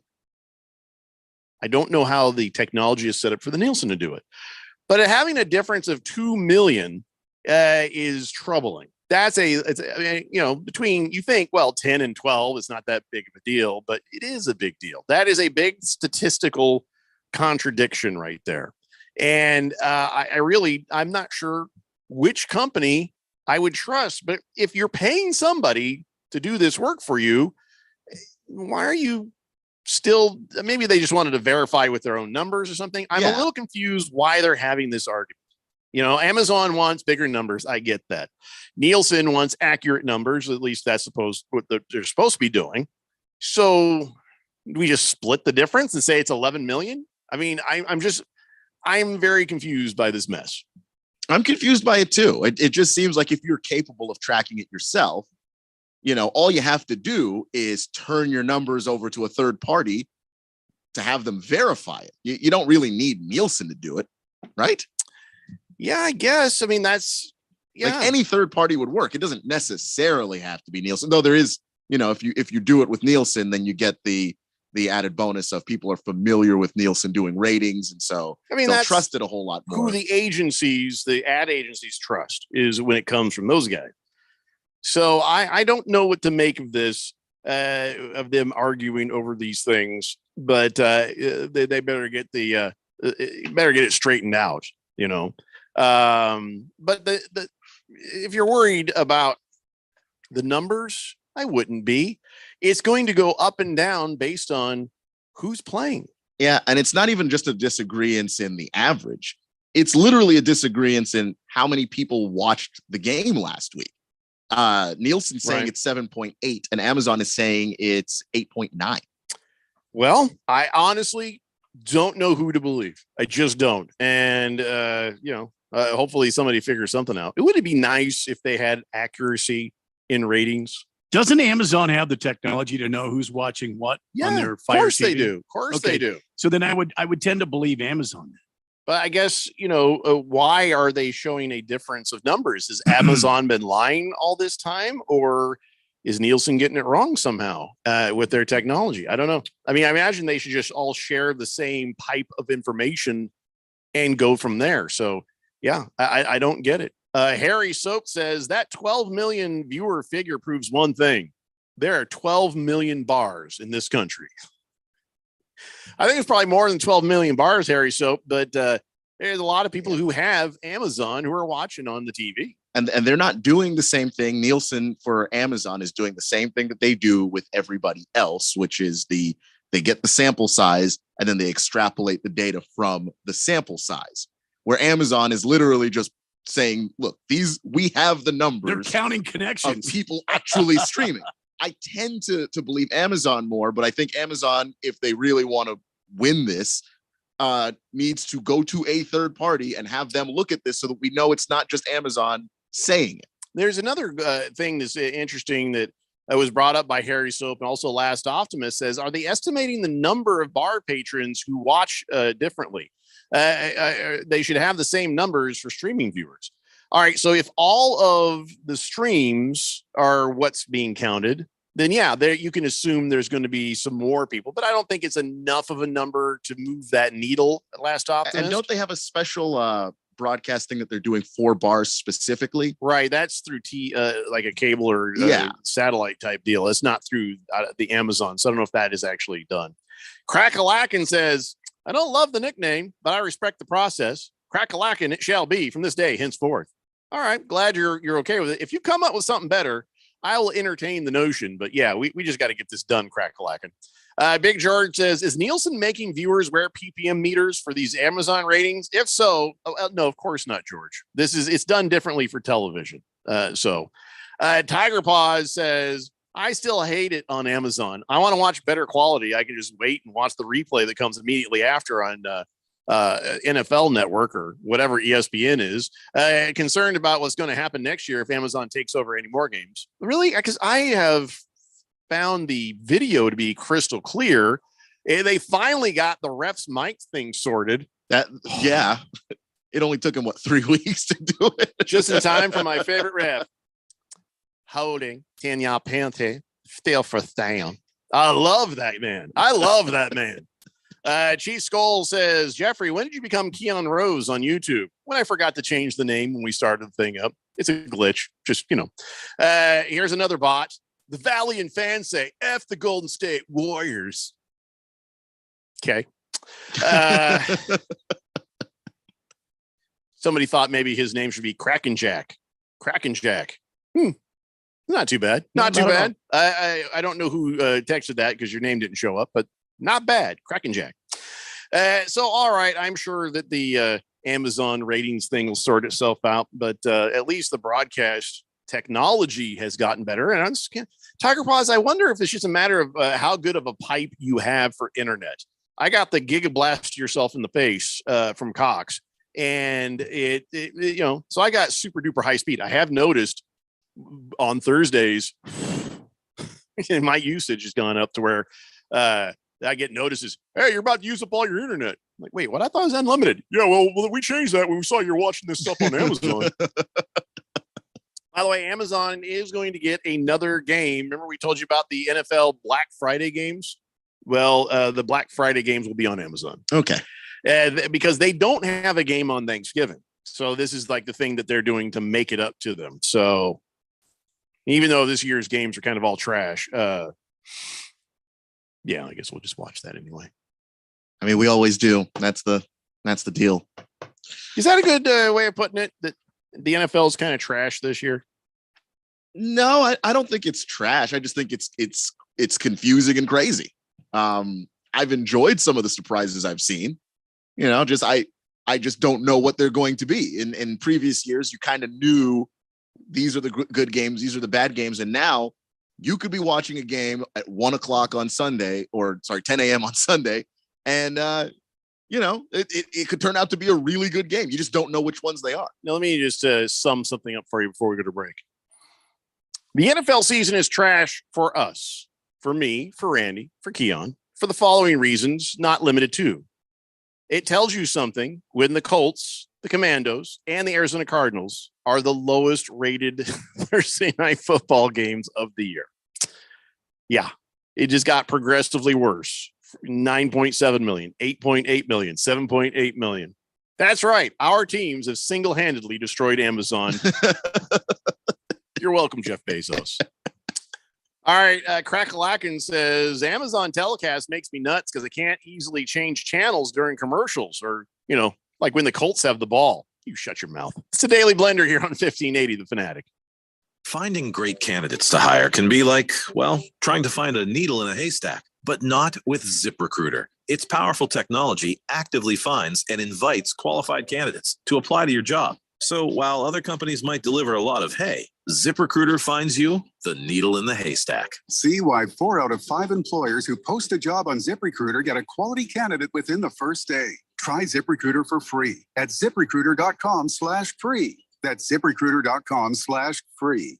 Go into Ben Bridge and ask to speak to a bridge. They aren't there. Shane Company, no one named Shane there. Robbins Brothers has been owned by a VC firm for years. Jared, that name came from a focus group. Hi, Diamond Dave Cantor, the only wholesale 4th generation diamond importer, GI graduate that you can actually meet in person. At Desert Wholesale Diamond, I'm importing the diamonds, designing and coordinating the custom rings, and I'm here. Deal with a full bore retail store. You're paying their huge overhead, their shareholder profit, and multiple mid-level managers. Buying a diamond is a major life moment purchase. You should be dealing with the source, and I'm it. We're in a professional office building to give you the one-on-one service a purchase like this deserves. I'm connected to the largest diamond cutters in the world, cutting out all the layers that add to the price of a diamond. Call 480-397-2450. That's 480-397-2450. Or follow Dave on Instagram at Diamond Dave Cantor. That's at Diamond Dave, Kantor. Elections are important and must be secure and accurate. Adrian Fontes bungled the 2018 and 2020 elections in Maricopa as the county recorder. Fontes changed the rules last minute, sent mail-in ballots to people without requesting them, opened voting centers in favored areas while ignoring the rest of Maricopa County. Over 62 polling locations not even open on time on election day, causing mass confusion, turned away voters and long lines. Fontes was rebuked by members of his own party and the Arizona Supreme Court for his lawless actions. The press said, quote, Fontes is making up election law as he goes along. This won't end well, end quote. Voters already fired Fontes for screwing up Maricopa's elections. Now he wants a statewide promotion? Absolutely not. Instead, vote for retired police officer Mark Fincham. Mark Fincham will follow the law. Paid for and authorized by Mark Fincham for Secretary of State. Fire up the band. It's time to play ball. We're serving up the best matchups on the college gridiron. Touchdown! What a catch! The power conferences, the biggest games, your favorite teams. Under pressure, and he goes down. Get all the action live on your home for football in the Valley. 1580 and 99.3, The Fanatic.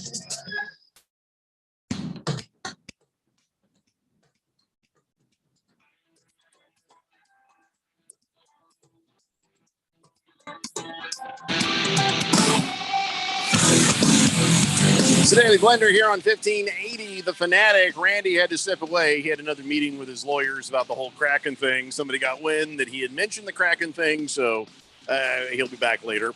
Bruno Baller actually hit me with a pretty good question, and I think we should consider this. Bruno Baller texted in and said, do you think the poor quality of play this year in the NFL is a result of the reduced off-season and training, and minimal play, if any, for starters in the preseason? Well, I think after the first couple of weeks, that would have just sort of taken care of itself. You know what I mean?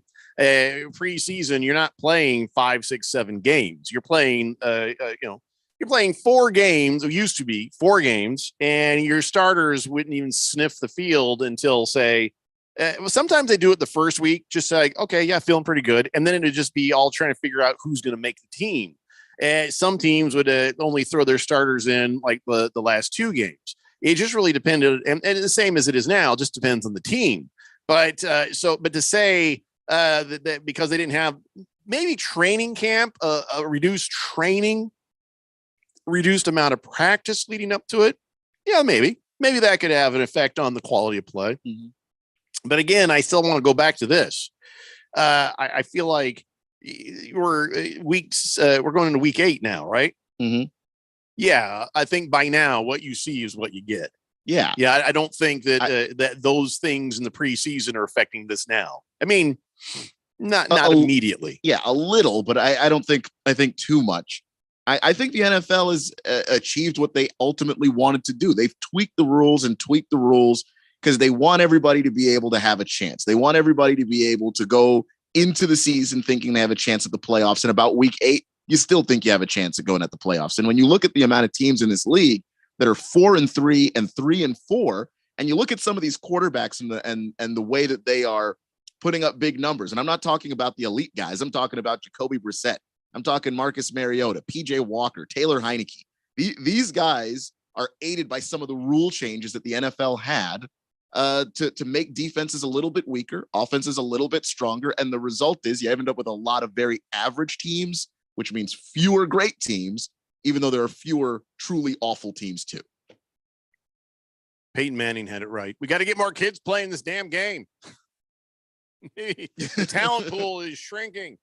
Tiger Paw is still trying to help Crackalacken. How it says, cracking up. Well, I think we're going to go ahead with just Crackalacken for now, but thanks. But cracking up is a fun one. It's not bad. Big George says, I make a motion to ban the Detroit Lions from ever playing on Thanksgiving ever again. In the spirit of Thanksgiving, they should have the Chiefs play every Thanksgiving instead.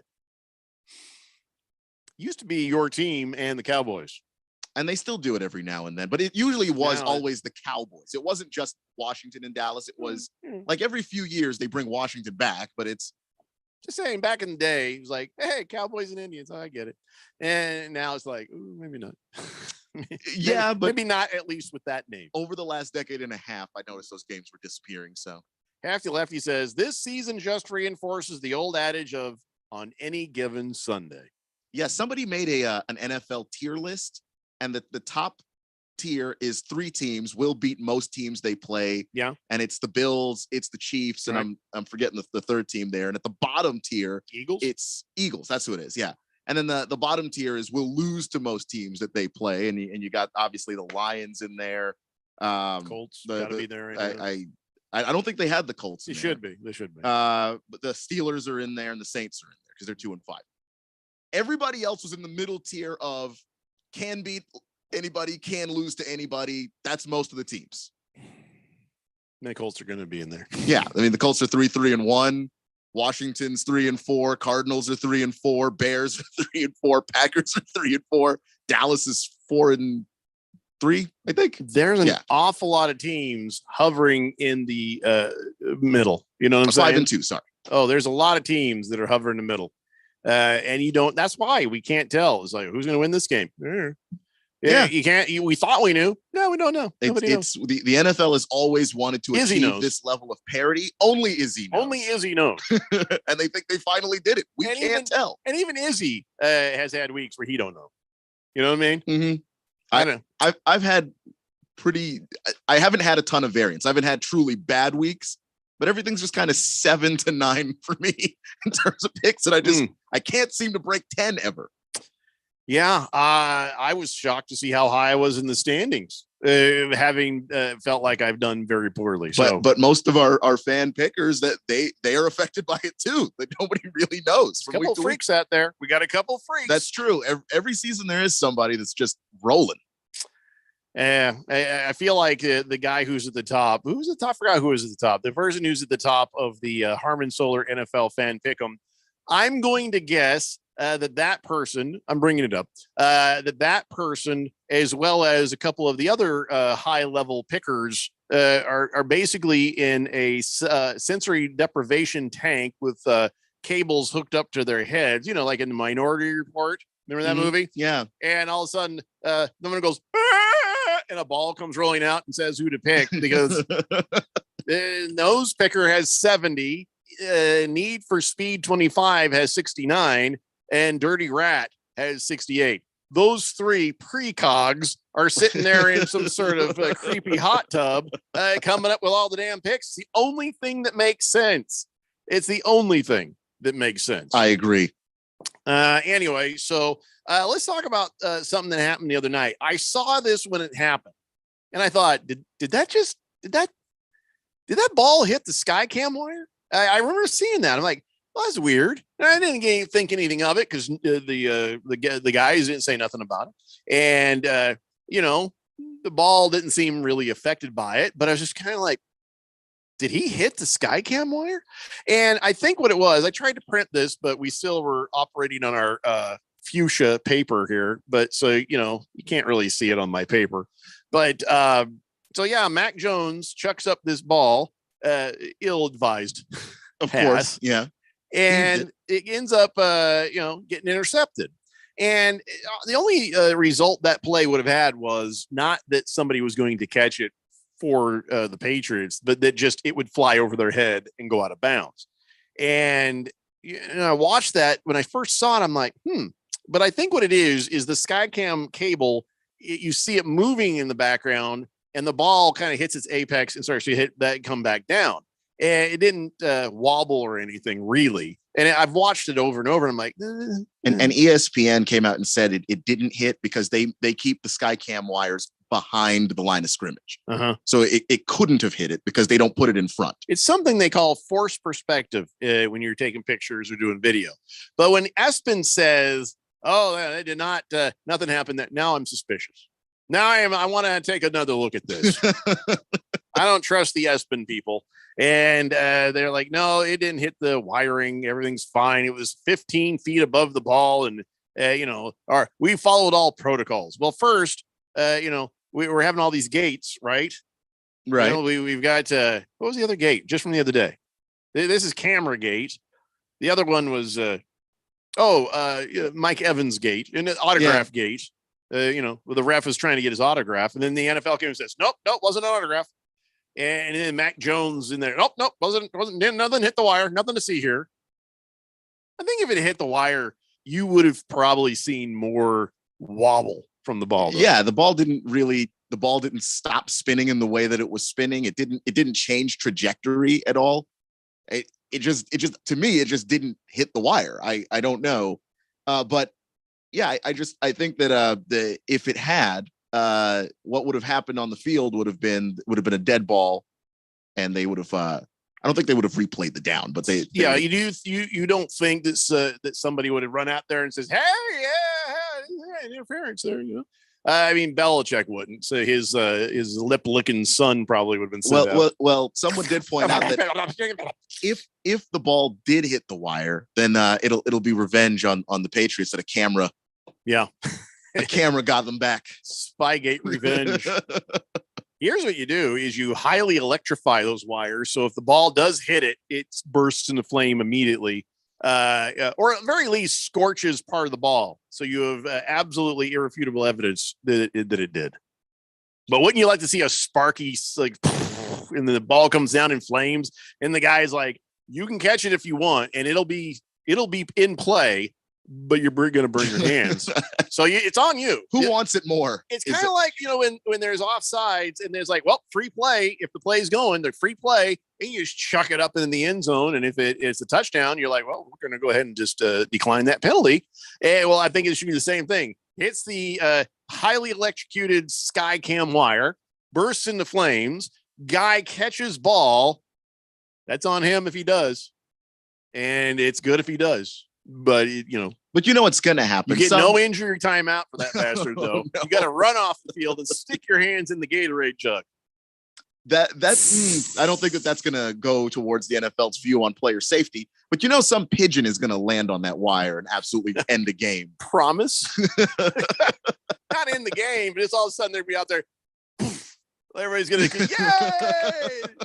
Oh, that was actually more in-game entertainment. I like it. Hamilton Porter says, remember those glowing pucks? Yeah, the football should glow so you can follow it. It's very well lit, Hamilton Porter. We can see the ball. It's just... This is about whether it made contact with the Skycam wire. But the glow, unless you're going to play in the dark, I don't think that's necessary. I invalidate that. Random Texture says, if the ball catches fire from hitting the Skycam wire, you're going to see wide receivers out there wearing oven mitts. Well, some got gloves on. Yeah, but they're not that thick. I mean, if something's on fire, those gloves are not going to help you. You just put a little asbestos in there. You'll be fine. Oh, the hell is player safety. Cheese Skull says, look, I'm homesick with the crud, and I'm getting even sicker with talk about Nielsen ratings. How about the evil empire and the Dodgers trying to go after Judge? What will they have to give up? If you really think that the Yankees are not going to go ahead and pay Aaron Judge, you're just wasting a lot of your sick day off, sitting there thinking about the wrong thing. Yeah, they're going to pay him. They're going to. I mean, he's going to go out and try and jack up the price by going he's to going to other go to dinner. places. He's going to go to dinner so that they know he means business. He would be dumb not to. Yeah, but no, sorry, it's not. Sorry, Chief Skull. Anyway, so let's just put Skycam Gate to bed. This should make you happy. The Yankees are bringing back Aaron Boone. Yeah. So maybe it doesn't even matter whether or not they bring back Aaron Judge. God bless you, Yankees. God bless you. Oh, bring back the guy who's been doing it the same way year in, year out. Good season. Oh no, we're not going to the World Series. Oh, that's good news. That cheers me up. Tell me they got him on a multi-year deal. Tell me the details. Oh, please let it be like a 5, 6, 10-year deal. Well, it's not. They're going one more year. They're going one more year because I don't think they want to commit to it because it is going to be hard to replace Aaron Boone because a guy that wins that much in the regular season, it's hard to find someone who's going to go above that. But you have a lot of talent on that team, and they haven't sniffed the championship, it feels like, in forever. Even when they were in the World Series, it didn't really look like they were going to win it. I'll take another year. Just as long as they never fire the GM. Yeah, was it Brian Cashman? I don't even care. As long as he stays, I'm happy. Hefty Lefty says the new class action suit will be, did you play receiver in the NFL and catch a flaming ball between the years 2023 and 2024? You may have been exposed to some deadly asbestos poisoning. It's the new Camp Lejeune. I like it. All right. Well, I wish Randy was here because I'm about to talk about some injuries, and I'm going to start with his Arizona Cardinals. They have put Rashard Lawrence on injured reserve, so that's a thing. And Rodrigo Blankenship is now on the active roster. Even though he missed one of the extra points, he did make a couple of field goals. So, listen, I would chalk that up to, just getting back in the swing of things, hopefully. I think he's still a pretty good kicker until he shows you otherwise. And of course, if you don't have that chemistry with the long snapper holder, that whole operation is a timing thing. It's one thing I know. You can't trust a long snapper.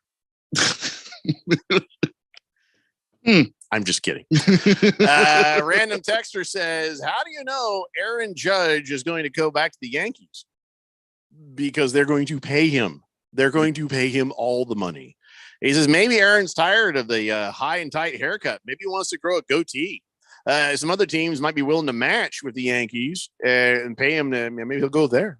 If you can get millions upon millions of dollars from the New York Yankees, you are essentially a made man in your career, especially if you're the star. The only people who can match the Yankees is the Live Tour. You know what I'm saying? It's going to be an ungodly amount of money. The Dodgers also have an ungodly amount of money. So the Dodgers would never let that happen. No, never. But he's not leaving. They're going to allow their hated rival to have, their best guy, their young superstar. Yeah, I mean, no, that would be insane. There's going to be a ginormous deal, and it's going to have a big, giant, stupid N and Y on it, and it's going to be pinstriped, and Aaron Judge is going to stay a Yankee. I mean, I would be, I don't know. What are the odds? The Vegas odds have got to be very high that he stays with the Yankees. Do you really think he's going to leave? I don't know. Although he's making statements. The fact that as soon as that last game was over, he came out in street clothes, nothing Yankee on him. Yeah. He's thinking about you better pay me. Yeah. It's the leverage. And the Yankees have been trying to over the course of the season, put out, things that say, well, we're negotiating, and Aaron Judge doesn't want there to be negotiation. And he's got enough leverage to force them out of it, basically. Boomer Sooner says, Jeffrey, the Dodgers could sign him and have $1 trillion luxury tax. There's only one team dumb enough to pay a giant luxury tax for him. And it's the Los Angeles Lakers.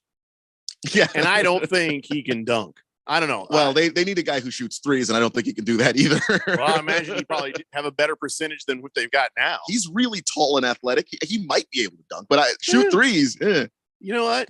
Like I said, he could probably do better than Russell Westbrook. I don't think that you're wrong. All right. So we come back. I'll have a little bit of the injury report for you. And we got some quarterback stuff and just a whole lot of NFL. It's the Daily Blender here on 1580, The Fanatic. Finding great candidates to hire can be like, well, trying to find a needle in a haystack, but not with ZipRecruiter. Its powerful technology actively finds and invites qualified candidates to apply to your job. So while other companies might deliver a lot of hay, ZipRecruiter finds you the needle in the haystack. See why 4 out of 5 employers who post a job on ZipRecruiter get a quality candidate within the first day. Try ZipRecruiter for free at ZipRecruiter.com/free. That's ZipRecruiter.com/free. O'Reilly. When you need auto parts, O'ReillyAuto.com is just a few clicks away. We offer convenient options for you to get your parts quickly. Order online and pick up for free at your local O'Reilly Auto Parts store. We'll even bring it out curbside. Or you can have your parts delivered right to your door with free shipping on most orders over $35. Visit O'ReillyAuto.com. O'Reilly Auto Parts. Hi, this is Nick LaCapria with the Daily Sports Quiz. There's been some great father-son combinations in baseball over the years, but this father-son combination actually hit 2 home runs against the same pitcher in the same stadium on the same chronological date. Who were they? The answer coming up. When you want trivia from the world of sports, Daily Sports Quiz host Nick LaCapria has it. Baseball lovers, go online to baseballtrivia.org. Basketball fans, check out basketballtrivia.net. Football fans, head on over to footballtrivia.net. Hockey trivia, that's hockeytrivia.net. And boxing fans, log on to boxingtrivia.net. Stay tuned to this radio station for the Daily Sports Quiz or visit Nick LaCapria's sports-specific trivia websites. The answer to our Daily Sports Quiz question today, name the father-son combination that would homer twice off the same pitcher on the same chronological date. Fernando Tatis Jr. and Sr. They both did it on April 23rd, Jr. in 2021, Sr. in 1999. Elections are important and must be secure and accurate. Adrian Fontes bungled the 2018 and 2020 elections in Maricopa as the county recorder. Fontes changed the rules last minute, sent mail-in ballots to people without requesting them, opened voting centers in favored areas while ignoring the rest of Maricopa County. Over 62 polling locations not even open on time on election day, causing mass confusion, turned away voters and long lines. Fontes was rebuked by members of his own party and the Arizona Supreme Court for his lawless actions. The press said, quote, Fontes is making up election law as he goes along. This won't end well, end quote. Voters already fired Fontes for screwing up Maricopa's elections. Now he wants a statewide promotion? Absolutely not. Instead, vote for retired police officer Mark Fincham. Mark Fincham will follow the law. Paid for and authorized by Mark Fincham for Secretary of State. 1580 and 99.3 The Fanatic. Arizona's new home for sports.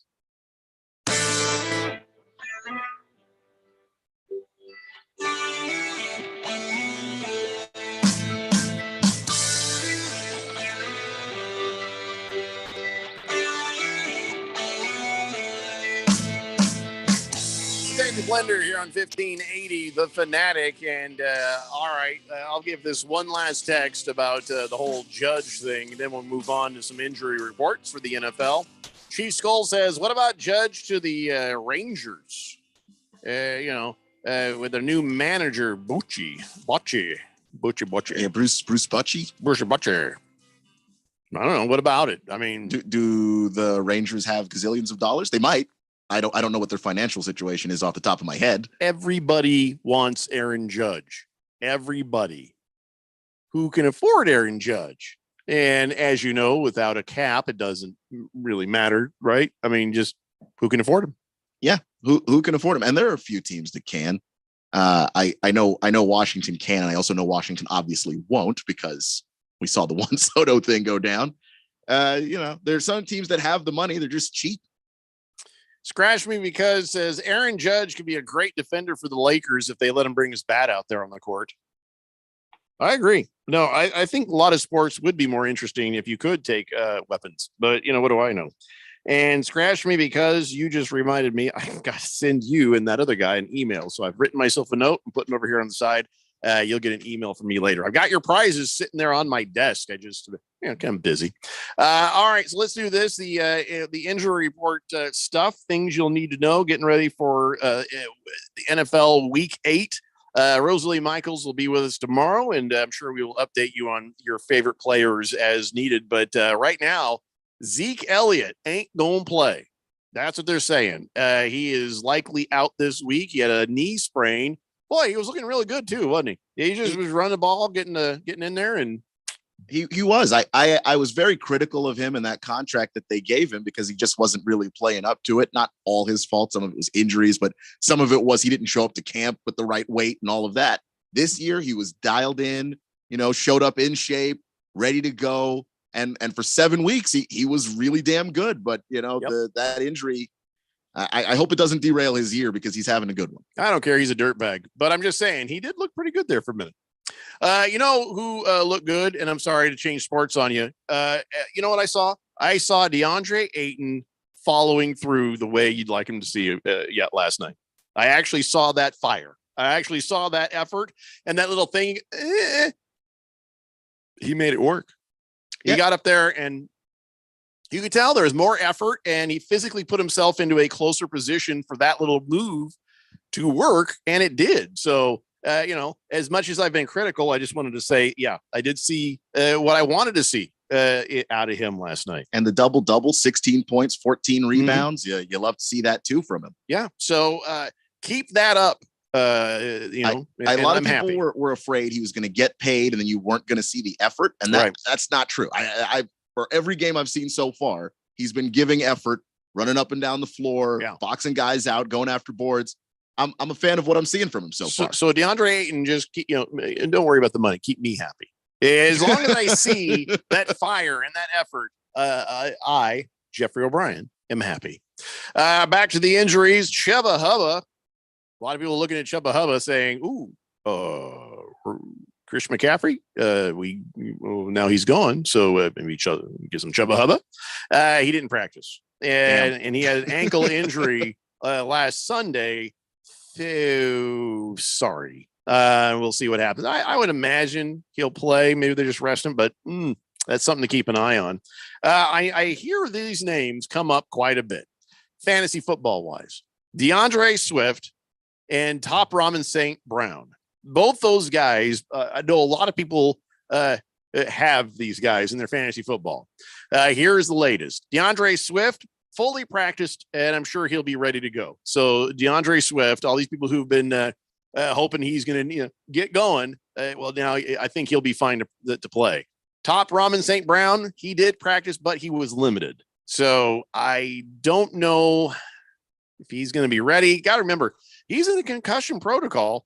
And he wasn't diagnosed with the concussion, but they saw him get wobbly during the game there after a moment. So I don't know where his current status is for their next game. Do they have a bye week, or did they already have a bye?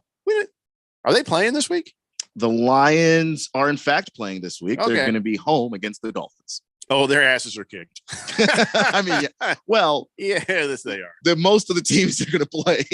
That's true. Yeah, I guess that was very generalized. I mean, they are 1-5, so it's So- been happening a lot. Anyway, so yes, there you go. Keep that in mind for your fantasy footballs. Joe the Show says Lakers have the number 2 defensive rating in the league. Say what? Is that true? I can believe it that they don't do a bad job of stopping people from getting to the basket. When Anthony Davis is out there, he disrupts people. I'm not saying that's true. I have not seen that myself, but I could believe that. I got a theory. I have an uneducated theory. If you are so bad at scoring, Yeah. that doesn't make a difference because you're 0-3. The Lakers are horrible on offense. And so the other team doesn't need that much offense to beat you. So if you're like, we're holding them to so many points, it's because they just don't need that many points to beat you. It couldn't that be it? That could be. Yeah. It's just if you don't need to go 100%, and why would you? They can't score. Well, here's what Joe the Show was trying to say. He says Lakers have the number 2 defensive rating in the league. We're good on defense. Jeffrey, I'm telling you, give Dre the ball and good things will happen. Dr. Dre? Do you mean he seems kind of old? Do you mean DeAndre? Are we switching teams here? I don't.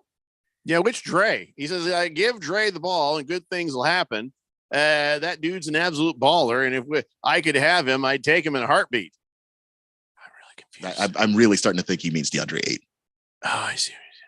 Hey, could you clarify some things? I just haven't heard anybody call DeAndre 8. I wish you wouldn't sniff the glue right before you text. But if that's what you mean, please clarify. Crackalakin says, good news for the Seahawks draft pick. Yes, Russell Wilson will play. That's right. Here's what they say. He's ready to rock. That's him, of course. He says stupid crap like that all the time. And he said it 3 times in the interview, too. Ready to rock. But here's the troubling part about Russell Wilson. Okay, so he's like, I feel great, ready to roll, ready to rock. Hopefully get a big win in London. I feel great, ready to rock, ready to rock. I always want to be on the field. Obviously, it's tough not being out there. And so they're like, well, so how you doing there? He says, let me tell you something. I'm ready. I am so ready. After that, on the long plane ride, first 2 hours, I'm watching film. All right, that's fine. That's good. And watching all the cut ups, all that stuff. And he says, the next 4 hours, I was doing treatment on the plane. Sorry, what? Yeah. He says, I was going up and down the aisles. Everyone else was knocked out sleeping. I was doing high knees and working on my legs and everything else, making sure I'm ready to rock. So that was good. So you were running up and down the aisle of the plane, back and forth, doing high knee lifts as you go while people were trying to sleep. Oh no, they knew you were there. Everybody was annoyed by you. Yeah, they were trying to sleep. They weren't knocked out. It's when I have neighbors that are very loud. They argue more than they probably should. And you're just in your bed and you squeeze your eyes tight, really shut, just hope that the sleep will come. And that's what they were doing. They weren't asleep while you were doing high knees on a plane. No, they were not knocked weirdo. out. they were just sitting there like, what the bleep is this all? Look at this effing guy. It's a plane. What the hell? You can't wait till we land? You got the pilot up front be like, what the hell's going on? We man? got turbulence. What is happening? What is it? This is weird. There's not even a cloud in the sky. What the crap is this? And here's the worst part. If I'm a teammate of Russell Wilson and if I hear this interview, I read the interview, I am really mad. Here's the worst of it for me. Here's what he says. Oh yeah, I don't get jet lag very often. No, I did my full workout, did all that, then maybe rested for about 2 or 3 hours once I got home.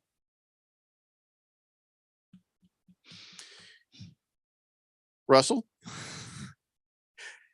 do you mean?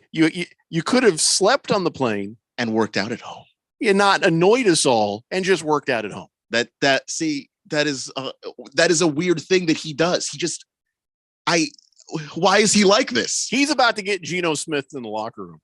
Russell Wilson weighs roughly, 200, 205 pounds.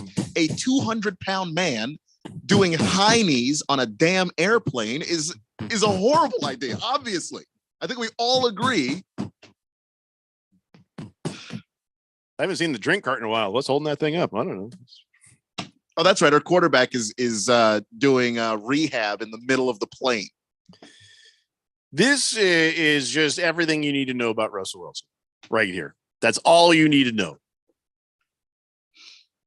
I just would understand if somebody punched him in the mouth. Is the reason why, even though he's the quarterback of the Dallas Cowboys, I like Dak Prescott. Mm-hmm. Dak is a human. Yeah. Dak does normal people things. He says things normally. Then I look at Russell Wilson and I have no idea what to make. Russell Wilson is like an inspirational, motivational poster turned into a human being.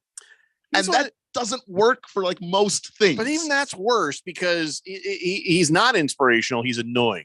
He thinks he's inspirational. He thinks he's an inspirational poster on feet. But all people sitting there doing is, I don't know if I can control my eyes. They're going to roll before he walks away. Oh my God, I'm going to roll my eyes. And then people are just trying so hard not to roll their eyes every time they're around him. Russell Wilson just became one of the most annoying human beings on the planet. And let me clarify. When I say motivational poster, I don't mean one that actually inspires you. I mean the one on the wall with the kitten hanging on the branch that just says "hang in there." Yeah. Uh-huh. That he's that poster brought to life. Yeah. So Russell Wilson, congratulations. He's ready to rock. You have to say it 3 times in the interview. Like he tries to make these catchphrases a thing, and it's just ready to rock. No one's going to say that. It sounds weird when you say it. It said no one's going to say that. Broncos country, let's ride. It was not a thing before you got there, and you're trying to make it a thing. And Broncos fans don't want to hear it now, especially. Just Russ, just be a normal guy. I'm begging you for like a week. However many years it is down the road, 40 years, 50 years later, when they cut his head up, there's going to be CTE in there. That's all I can figure. There's some, if there's not, I don't think that there is. He ain't right. He ain't right. Because I think he was odd before he started playing in the NFL. It's just, you get enough money, you start to lose the self-awareness to maybe keep some of that stuff to yourself. Oh God. Fish Tank this is perfect. He says Russell Wilson is Captain Planet come to life. You ever seen that Funny or Die video with Don Cheadle? Yeah. That was amazing. You're absolutely Except right. Russ would never swear, so it wouldn't be as cool. It's true. He'd ruin even that. Boomer Sooner says, guys, remember Terrell Owens used to do his what? To push ups in his driveway after a game with the cameras on him. Russell's looking for attention. I don't know. Russell, I think he's just that weird. I used to think that he's just trying to play a part. He's trying to look a certain way. And now I'm thinking, ooh, something's broken there. Something is off in the cranium. You know what I mean? Cardinal Art says, I know Russ Wilson teammates are looking at management and the coach like, yeah, we quit playing. Yeah, and by quit playing futures, we quit playing futures music in the locker room for this guy. We love that song.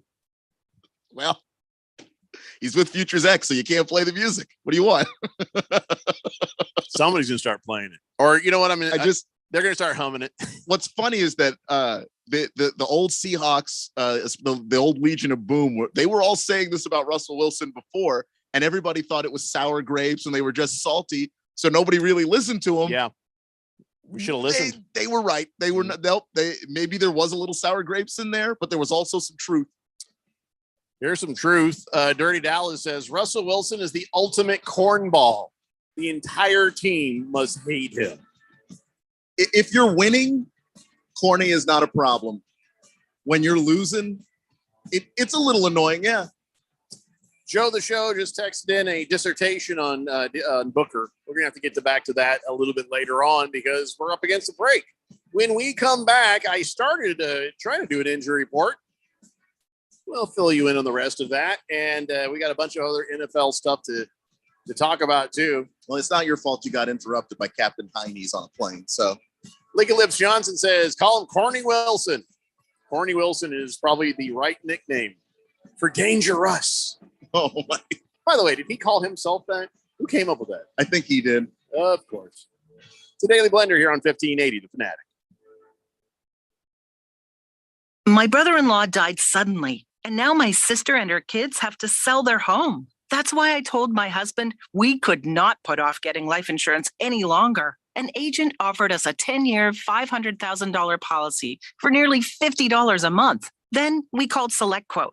SelectQuote found us identical coverage for only $19 a month, a savings of $369 a year. Whether you need a $500,000 policy or a $5 million policy, SelectQuote could save you more than 50% on term life insurance. For your free quote, call SelectQuote at 1-800-737-9944. That's 1-800-737-9944. Or go to SelectQuote.com. 1-800-737-9944. That's 1-800-737-9944. SelectQuote. We shop, you save. Full details on example policies at selectquote.com/commercials. Research shows listeners prefer a personalized experience. So to help you remember, Liberty Mutual customizes your home insurance. We personalized this ad for Amber, who really misses boy bands from the 90s. Hey girl, I'm the cute one, here to tell you how Liberty Mutual customizes your home insurance so you only pay for what you need. I'm the heartthrob. The only thing I love more than you is saving. And I'm the other boy in the band everyone forgot about. Only pay for what you need at libertymutual.com. Liberty, liberty, liberty, liberty. The NASCAR season will come to an end in Phoenix, but the championship weekend will last forever. The greatest are the ones that seize the moment. 4 championship races in 3 days, all set against the stunning backdrop of the desert mountains. Night racing, a doubleheader, and a Cup Series champion crowned on Sunday. It's a weekend you'll wish would never end. The NASCAR Championship Weekend at Phoenix Raceway, November 4th through the 6th. Get your tickets now at phoenixraceway.com. Check out great summer specials at Macy's Memorial Day Sale, like Swim Chill Love, $12.99 to $25.99. Swim Hill Livin', 40% off, and 40% off casual sandals and more. Or get an extra 20% off more summer essentials with your coupon or Macy's card. Plus, Star Rewards members can earn rewards even faster during Star Money Bonus Days. Going on now at Macy's. Savings off sale and clearance prices, exclusions apply. Kelly here with AC by J. It's hot and everyone expects me to talk about AC, but you know about our award-winning AC service. Did you know we do plumbing too? Whether you have a slow-draining sink, stopped-up toilet, a leaky faucet, or want soft water, you can trust the professionals at AC by J. We have plumbing down. Looking for upgrades, tankless water heater, or whole home systems, drains, mainline, or slab leaks? We have you covered. Call AC by J at 602-609-7664 or go to acbyj.com. Service you can trust from our family to yours. Live from the Harmon Solar Studios in Scottsdale. This is KQFN Tempe. Also transmitting on K25CD Phoenix, 99.3 FM. And K240U Fountain Hills at 95.9 FM. It's time for the third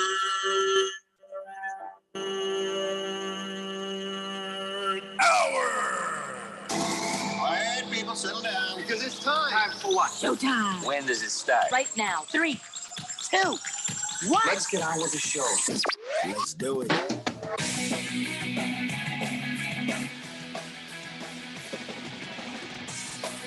All right, everybody. It's 5 o'clock here on the Daily Blender. I'm your good friend, your radio pal, Jeffrey O'Brien. Randy White is in an important meeting right now, so he can't be with us. But Keon Rose is in the control room, and you guys are on the Fanatic text line, 888-368-1580, as we broadcast live in the Harmon Solar Studios in Scottsdale. I'm a little paranoid right now. That's why I'm kind of talking funny. I had an Almond Joy candy bar. So I'm worried that a little fleck of almond or a little fleck of, the coconut is going to get in my throat and make me go coughing crazy like it did yesterday. And I realized it would just be you by yourself because Randy's, he stepped out. So I got a little paranoid. So my mouth is just like, be very careful what you say next.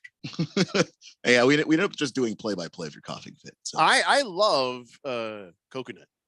You like coconut? It's really good, yeah. Not everybody likes coconut. I don't understand what's wrong with the people who don't like coconut. If I didn't like coconut, because my family's from the Caribbean, I couldn't eat any of the food growing up that my mom made. So yeah, I love it. I don't care for the coconut milk or water. No, the coconut water. I don't think I've ever had straight up coconut milk, but that coconut water they sell, I like it, but it's just never tasted very good. I think it's kind of an acquired taste. Like I had it a lot when I was a kid, sometimes straight out of the coconut. But I think that it's an acquired taste. Like I just don't think that everybody likes it. But if you would like electrolytes or whatever, it's better for you than Gatorade. Yo, it's got electrolytes and stuff. I can't say the real line from the movie, but yeah. Idiocracy. Yes, I love that movie. It's a great movie. And oh my God, it's come so much true. Unfortunately. Over the last 5-10 years, if you go back and watch it, you're like, holy God, Mike Judge knew. I'm still hoping for the Fuddruckers to become what the Fuddruckers became. Yeah. Probably not. I think they're out of business. Pinocchio says, if Almond Joy came in dark chocolate, there'd be no mounds. I'll tell you what, I think it does. I think I've had that Pinocchio. At least they experimented. I love dark chocolate. Boy, I'm with you, man. I am on fire for the dark chocolate. Good Cat says, I sure hope that meeting is Randy getting a massive contract extension. No, this is to do with his litigation with the Seattle Kraken. I can't talk about it. Joe, the show. Okay, I'm going to go ahead and read this, and then we're going to get back to football. He says, Booker commands so many touches with good reason. Of course, that and is relegated to always playing the boards for his points. That doesn't give him the opportunity to really expound his game. So I'm really watching closely to see how Monty is going to feed the beast. Big if on that, though, how they get it done. What he's saying is Booker commands the ball and the touches. So DeAndre Ayton may not be getting as many, but I think they're making an effort to try to feed him some more. It does look like it. Because in previous years, they would start with him sometimes, get the offense going, and then get away from him. I think trying to keep him engaged throughout the game, keep him warm so that, you throw the ball into him. It's not like he has to get it and all of a sudden he hasn't touched the ball in 3 quarters and he's having to make a play. Keep him engaged, keep him going like you would any other player who scores the basketball. But yeah, you're going to have to roll with Devin Booker because he is so good at scoring. Can Monty take his keys and just jingle them? Like, come on. Yeah, So Licky Lips Johnson sends me this. It's a picture of Klay Thompson doing the 4 thing he was doing. Mm-hmm. And I guess what they're saying is Klay was telling the Suns bench and all the Suns players he has 4 more rings in their entire roster and organization. That was his go-to line. Yet still, he was the one that got mad and ejected. So whatever he's like trying to big league, I got 4 rings. Well, Booker won. If you're securing yourself, you would already know that. You would say on the floor, "Well, I got 4 rings," and then just let it go. You wouldn't keep John back and forth with Devin Booker, who looked like the bigger man in that situation because he just walked away. Smiling, people are trying to hold Klay back, and Devin Booker's just walking back to the bench. Well, Booker didn't just walk away. Booker walked right up like, okay, you can do something, do it. Yeah, but when he didn't, then he just turned around and walked off. And I just think that's the smartest thing he could have done. It's the most infuriating thing he could have done, all wrapped into one. Yeah. Booker won so much. I just want to know what he said. I just want to know. It was awesome. And here's the thing, Klay Thompson, like I said earlier, he's dumb. He's a dumb guy. Had he been smart, all he had to say is, "Can I see your ring?" That's it. You don't go, "I got 4. I got 4." You say, "Oh, where's your ring? Can I see your ring? Where's your ring? Do you ever?" Oh, just keep saying that instead of "I got 4." Yeah, it's like there's so many ways to trash talk the Suns, and he's just not capable of doing it. I don't understand it. It's like, hey, how do you wind up being the guy getting mad? Yeah. Well, because dumb guys get mad when they can't, they don't have anything to fight back with. Jagdog says, "Coconut's the worst. I'd rather drink mustard from a beer bong." All right, man. Well, that's your opinion. And listen, my opinion of coconut milk is I don't like it, but Keon does. It doesn't matter. Whatever you like. I love coconut. That's all that matters. Crackalakin says, "Brondo, it's got what plants crave." That's it. Well done, Crackalakin. Well done. Kiss the Cook says, "There's a candy bar called a Zagnut. I think that's got coconut in it. Ooh, those are good." Yeah, I don't think I've ever had a Zagnut. I don't think I've ever seen I don't a even know what that is. This is the first time hearing of it. I just said it's a candy bar. Oh, but still. Are you not listening? Well, no, it's just I don't like what kind of candy bar even. I don't. Yeah, there's a bar with candy. It evidently has some coconut in it. Huh. I'm hoping there's some chocolate involved. Bala 51 says, "Russell Carlton Wilson is a fraud. He's a phony. He's a fake. I absolutely love watching him ruin Bronco country straight into the ground so much that I booked my flight to Denver to see my Raiders beat their ass on World Cup Eve." Wow. I don't know if Russ is a fake. Well, if we're talking about his personality, there's not a whole lot of real going on there. But if we're talking about, him as a football player, I don't think that you can fake being a good quarterback for 9 out of 10 years in your career. Yeah, and you can't fake still being a good quarterback when you're done. And that's the problem he's having right now. Good Cat says, "If I were ever to trash talk the Suns," which I won't because I love them, I would just look them and just start chanting Dallas Mavericks or Luka Doncic, that sort of thing. I don't know if that really is going to get under their skin.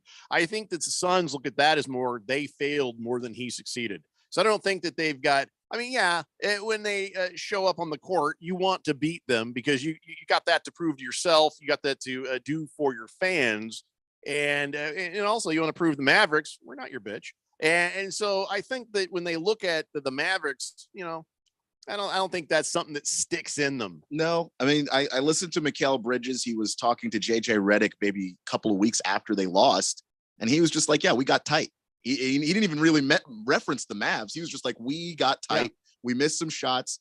We heard the home crowd getting disappointed, and we got in our own heads about it and didn't play well. I said it that time. They beat themselves more than the Mavericks did.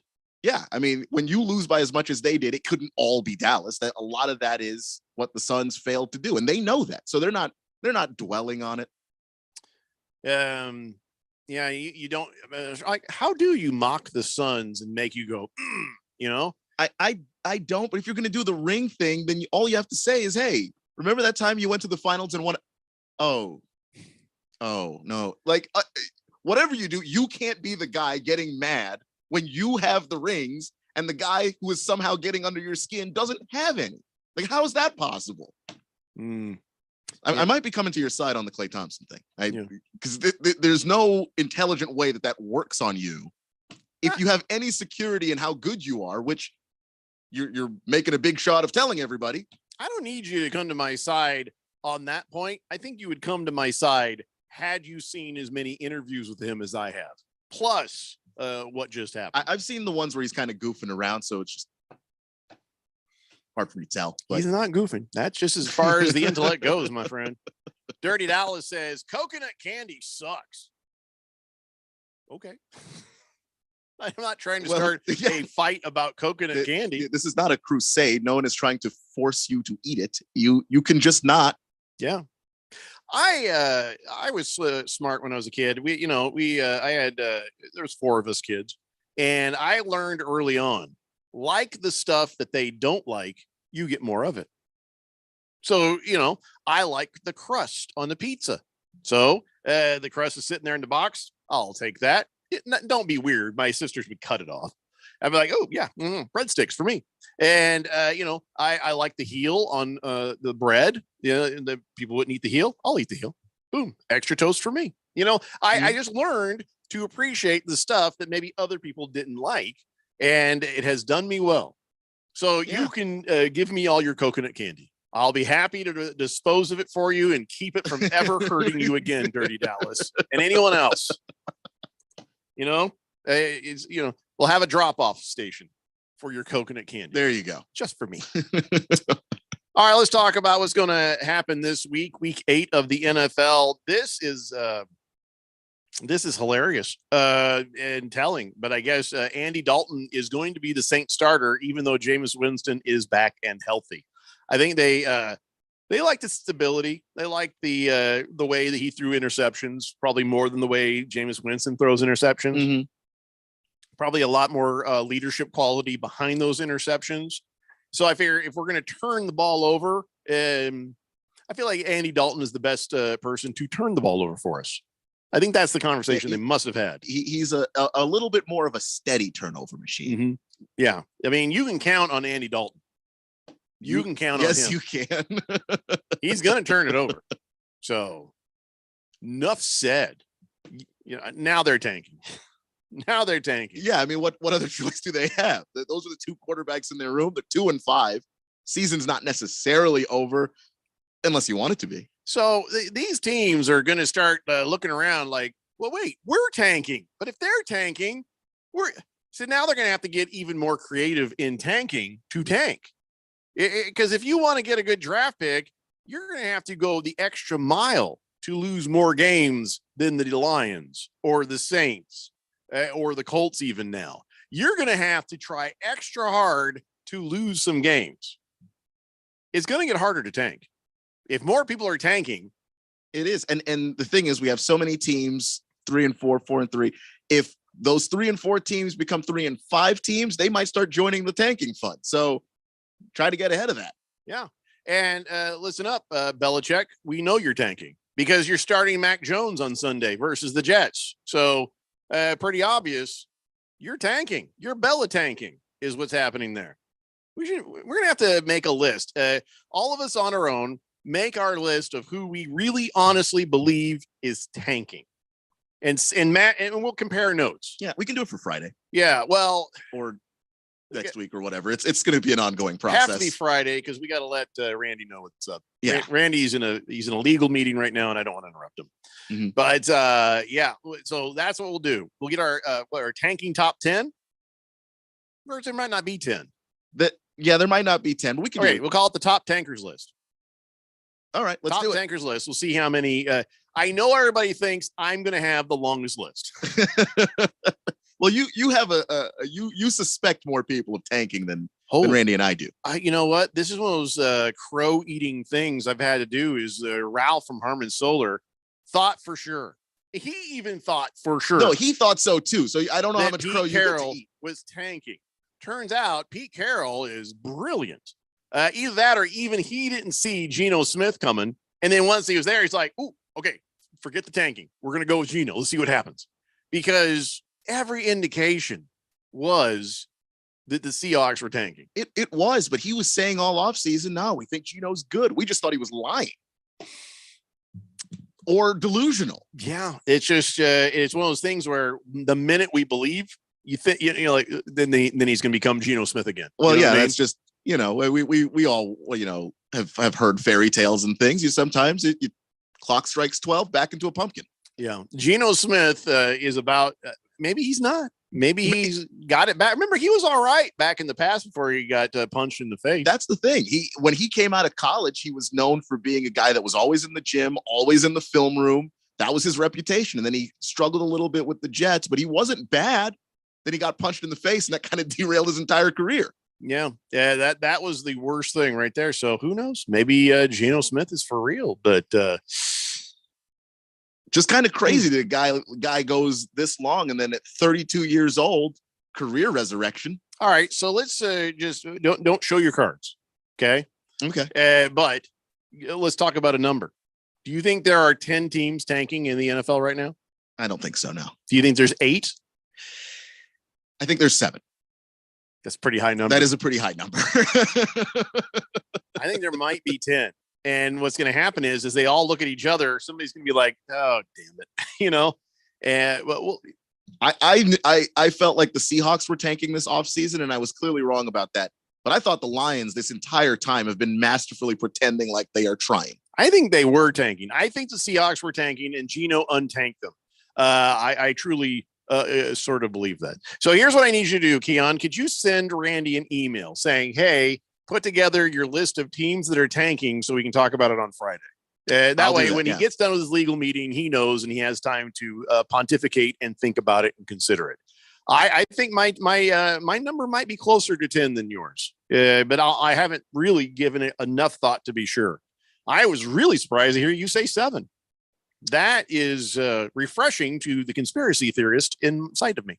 Because I just think whenever we have years where there are quarterbacks where people think these guys are not risks, these guys can go on our team and make us better. I think all the GMs know when that year is. I think all the GMs are aware of who's coming down the pike, and they start making moves to make that happen.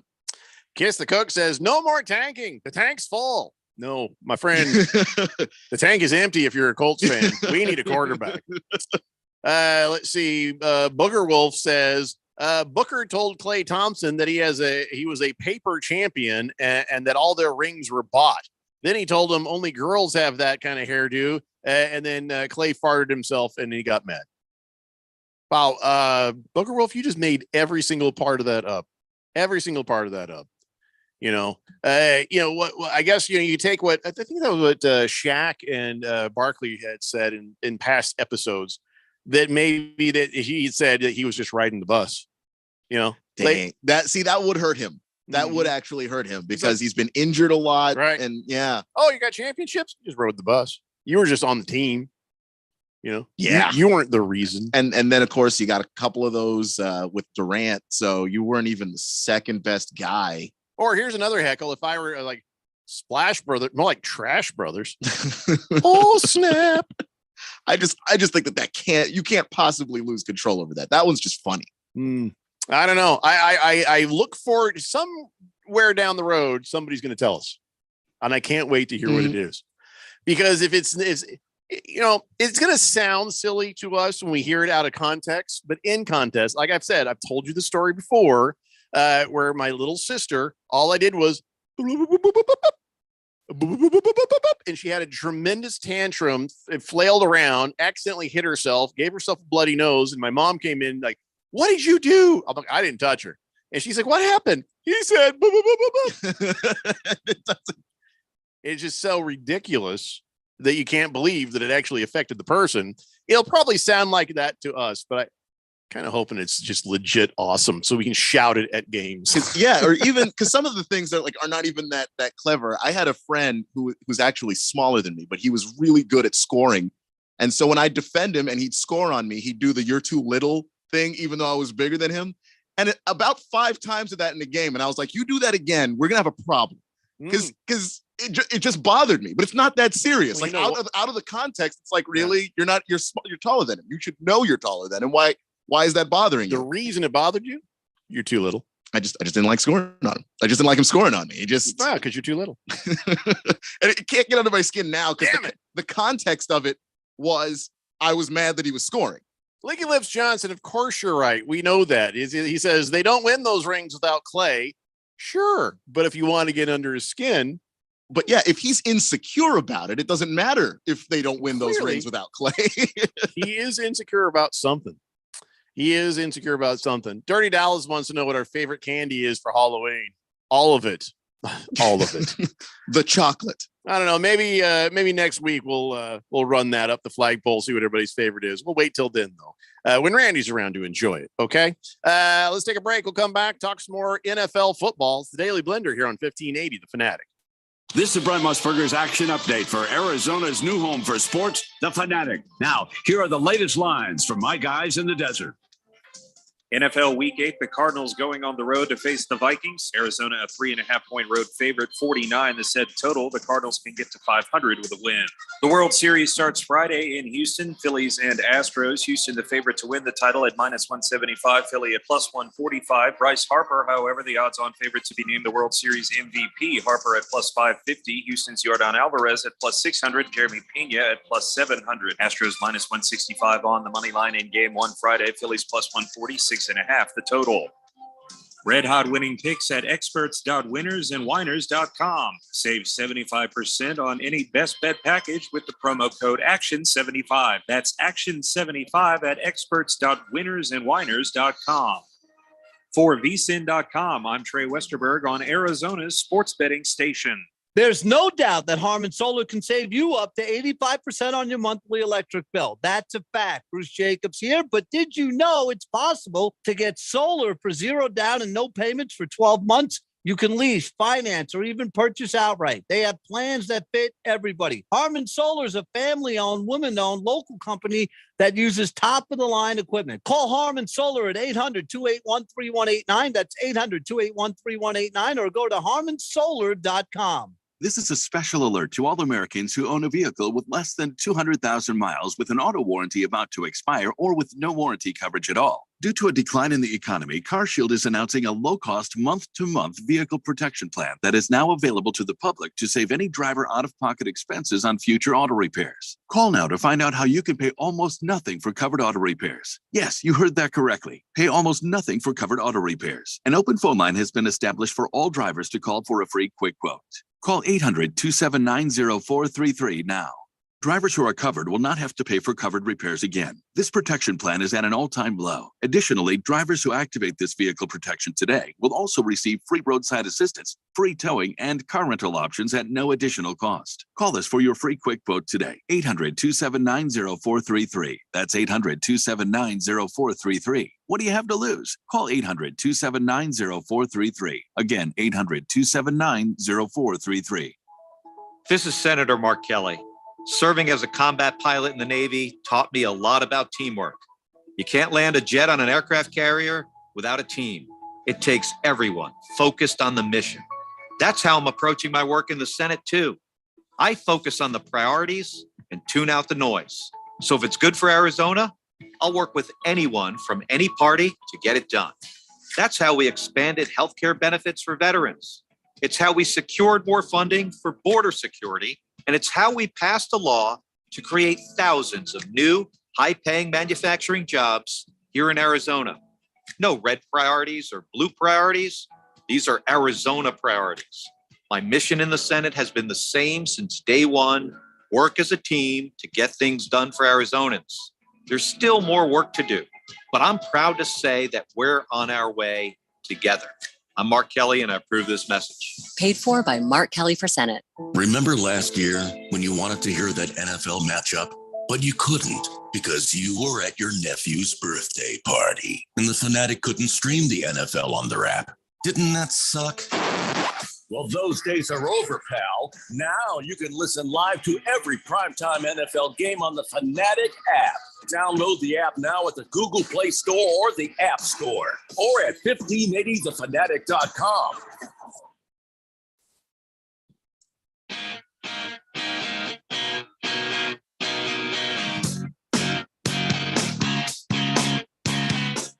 It's the Daily Blender here on 1580 The Fanatic, and Thursday night football tomorrow. That's right, Ravens at Buccaneers at 4:30 p.m.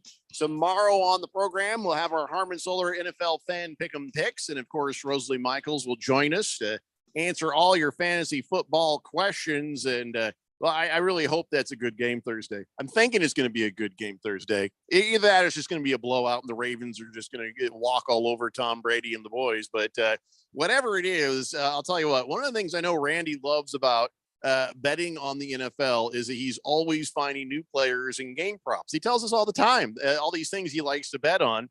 And I got to be honest, I got the FanDuel too, and there is a lot of great stuff there. What's cool about the FanDuel Sportsbook is you can combine all those props with other bets from the same game, and you can score an even bigger payout. Perfect for any game. You can build your own same game parlay for whatever you want. Quarterback over rushing yards, running back anytime touchdown, opposing quarterback to throw an interception or something. I mean, anything you want. Same game parlay is just one of those things that Randy loves, and the reason he bets with FanDuel. It's easy to use, easy to register, easy to deposit, easy to find the bet you want to do. Live betting during the game, and well, I tell you what, Randy loves this. If he wins, he wants that money. That's a fast withdrawal. When you win, they pay out fast. So listen, there's no feeling like nailing a same game parlay bet. So lock in your bet today on FanDuel Sportsbook. If you're new to FanDuel Sportsbook, sign up today with promo code Randy1580. Scientifically proven to be a superior promo code. Absolutely. Yes. And get your no sweat first bet up to $1,000. Randy1580 is the promo code. And the parlay that they recommend is pretty good for tomorrow night, because you got Lamar Jackson, who you can take on the quarterback over rushing yards, and then you get Leonard Fournette and Kenyon Drake, who's playing really well for the Ravens. Ooh, the gig. Oh, that Leonard Fournette one though. He didn't have a great week last week. Yeah. So if you think he's going to bounce back, that's really how you would make that play. We'll have to discuss how that defense for the Ravens has been against the run. That is their stronger suit. Well, there's always a pass option. That's what they call them, RPO, not just R. Anyway, make every moment more with FanDuel, official sportsbook partner of the NFL. Remember, you got to be 21 years or older, resident in Arizona. First online real money wager only, $10 first deposit required. Bonus issued as non-withdrawable free bet that expires 14 days after receipt. Restrictions apply. See terms at sportsbook.fanduel.com. Gambling problem? Call 1-800-NEXT-STEP or text NEXT STEP to 53342. So there you go. 888-368-1580. And some reason Booger Wolf thinks he's going to dunk on you and then push you on the ground and make you late for your cancel culture meeting. Me? Listen, Keon is a lot of things, but cancel culture is not one of them. You should see the way he laughs at some of my darkest of jokes. some of the things I've said on this very show, which probably should have canceled me. Oh, he's in there laughing his ass off. So no, you picked the wrong guy to say he's going to a cancel culture meeting. I just think we all have stuff like, okay, if you're bothered by something, you just don't buy it anymore. I don't know. I don't organize it. Yeah, but there's also some stuff where it's not about, oh, it's cancel culture again. There's some stuff that people do or say that's reprehensible, and we shouldn't put up with it. It's not about, oh, cancel culture again, out of control. Yeah, it's like, do I want Daniel Snyder canceled? No, I want him out of the NFL because he's a bad person. Yeah, go be annoying somewhere else, right? Yeah, I feel the same way about Sarver. So, easy there, Booger Wolf. 888-368-1580. So, we talked about Mac Jones starting on Sunday versus the Jets. I'm probably going to have the Patriots on my tanking list, but we'll see. All right. So tomorrow's game, though, Tom Brady, he just wants you to know one thing. I've never quit on anything in my life. I did retire for a second, but I've never quit on it. Well, my marriage, I don't quit on most things. What's that? Yeah, I was married once before too. Yeah. All right. I don't quit as often. I'm quitting this press conference.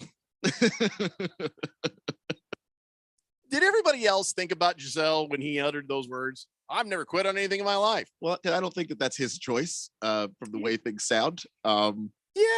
I think he would like to keep going. But he wants, here's the thing. Tom Brady makes a promise to give up what he loves to spend more time with his family. True. And the woman who loves him just would like to see him not get any more concussions. It's kind of on him. Yeah. He made a promise and he broke that promise. On the other hand, you should know who he is, Giselle. You should know who you married. And it shouldn't be a surprise that, maybe he's not done. Maybe that's an important part of his life, and maybe be more understanding. I could counsel these kids. I could counsel them. There would be an awful lot of time in the counseling session where I talk about deflated footballs. But trying to get to the bottom of certain things. Yeah. So, like, Giselle, you can go ahead and go. Tom and I got some stuff we got to work out. I need counseling with Tom. We'll say, since Tom Brady quit on his family, not in danger of being in a Fast and Furious movie anytime soon. Yeah, we just, I'm just going to ask you all to mind your own business as I cancel the Bradys. But still, the Bucks have been struggling. He's like, I'm not going to quit. I'm not retiring. I love this. I love this team. I love this organization. I love this more than anything I've ever loved before. Kids included. Don't even ask me. Don't even ask me. So yeah, I just thought it was funny. I've never quit on anything in my life. Well, you had family time and you kind of baseball quit on that. You quit on baseball. That's true. That's true. Yeah, you quit on what was that girl's name? Oh, I don't even remember. The actress. Yeah, Bridget. Yeah. Okay, whatever. And you quit eating drive-through. You quit eating good food in general. It's a good point. Yeah, all food. I shouldn't get. Yeah. Anyway, so let's talk about a reasonable quarterback. Aaron Rodgers. Okay, maybe not yet. Aaron Rodgers is saying, "Oh man, I'm throwing everybody under a bus. I've bought a few buses. They're going to circle the driveway, and I'm just going to grab everything and throw them under the bus as fast as I can. Wide receivers under the bus. Coaches and assistants under the bus. Everybody under the bus." Here's the latest. He says the Packers make too many mistakes, and these guys should not be playing. That's throwing everybody under the bus. That's the general manager. Yep. That's the offense. The coach. It's people who are letting them stay on the field. Everybody involved is now under Aaron Rodgers' bus. Let's take a moment here. How much do we blame Aaron Rodgers? I don't see him taking any blame. He's like, oh, these receivers out there. And he says, it's not just one play here or there. It's 20% of the time. If we have 50 plays, we have 10 missed assignments or mental errors. It's 20% of the time. It's way too high. How much is Aaron Rodgers? Now, let's not ask Aaron. We watch the games.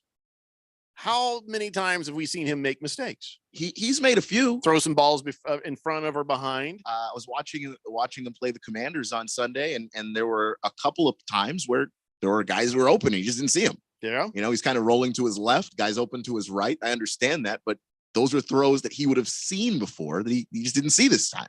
So there's something there, but I will say he threw a few darts that just hit guys in the hands, and they got to catch those. Like Alan Lazard had one in his hands. That's a first down.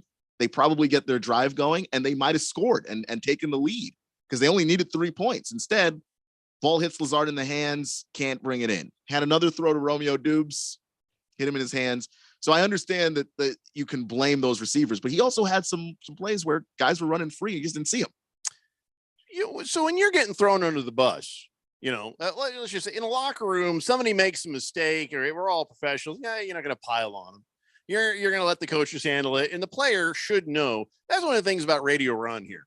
At the radio, if one of us make a mistake or something gets screwed up, he doesn't come down too hard on it because most people here care about what they do enough. They're going to be very hard on themselves. And I would say in an NFL locker room, it's the same thing. That guy blew something, and you're like, man, that sucks, but I'm not going to pile on him because he's already dying over there. So if you're one of these players and you see Aaron Rodgers and his high horse, not one mention of his own mistakes, and as you said, he did make plenty. Maybe not as many as the entire team, but there's far mistakes. less. But there's something to criticize. It's not just everybody but Aaron. Yeah. I guarantee you, now that they've been thrown under the bus, they're going to be vocal about his mistakes. It's either that, or because there are a lot of these receivers are just really young, and I just think with a lot of young guys, a way to lose them, have them just mentally disengage, is criticize them and never build them up. Which is maybe he does it in practice, but he hasn't done it in front of the media. So yeah, interesting. Aaron Rodgers throwing everybody under the bus, and he hasn't thrown Matt LaFleur under the bus yet. Oh, he did. He just didn't do it directly. But when you say those guys shouldn't be playing, that is taking the coach's ability and credibility and saying, you should know better. If these guys are making these mistakes, they shouldn't be playing. Why are they out there on the field if they're not doing well. So it's not just the players, it's the coaches now, it's the GM, it's the whole situation. Aaron Rodgers just threw everybody under the bus with those comments. But he has said some things too, where they ask Aaron something and Aaron says, okay, 2 weeks ago, he says, we got to simplify the offense. And then they go to Matt, and Matt is like, what the hell is he talking about? No idea what he's talking about. They still don't. After they lost to the Commanders, Aaron was saying, well, guys got to be a little bit more disciplined. His exact words, we got to crack the whip. And Matt LaFleur was like, again, what is he talking about? The discipline is just guys are young. That's like, there's nothing else we can do. We are in the middle of the season. Yeah. What is he talking about? Like, Matt just has to sit there and he gets the answers after Aaron's already said it. So now he has to try and figure out how to make it nice. So here, I'm going to write some lines for LaFleur. Next time he's at a press conference and they bring that up and he's like, what the hell? He should say, did you talk to Aaron before or after he had his tea? Probably has an effect on the answer here. Screaming Eagle says, regarding the Bucs, do you think the problem is the head coach? I'm starting to wonder. I actually start to wonder a little bit about that. I like Todd Bowles. I like his personality. I like his thought processes when he speaks. I have respect for him. But it's just not, I don't know. I don't know. I can't necessarily say, but I will say he's been dealt a pretty bad hand in terms of the injuries. Yeah. That's just stuff he can't control. He's a defensive guy. He wants to really run the ball, establish that, play good defense. You're missing a bunch of starters on that side of the ball. Not great. Tom doesn't look, if Todd Bowles had last year's Tom Brady, I don't think that we're having this conversation. I don't know. I don't, I'm just going to say, I don't know, but I'm curious too.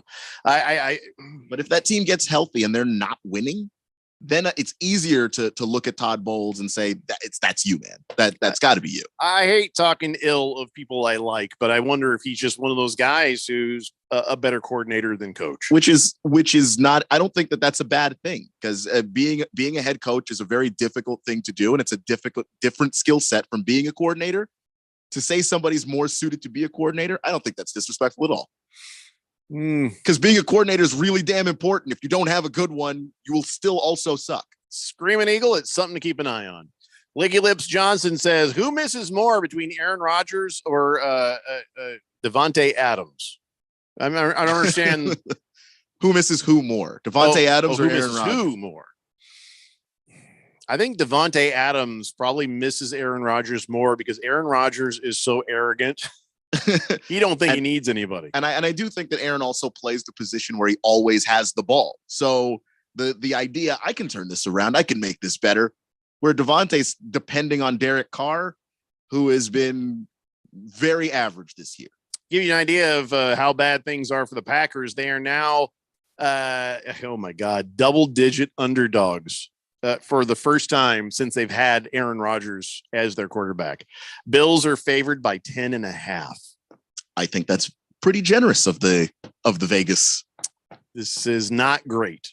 This is not great. Look for who's in worse shape, Packers or Bucks? Are they equal? Are they equal?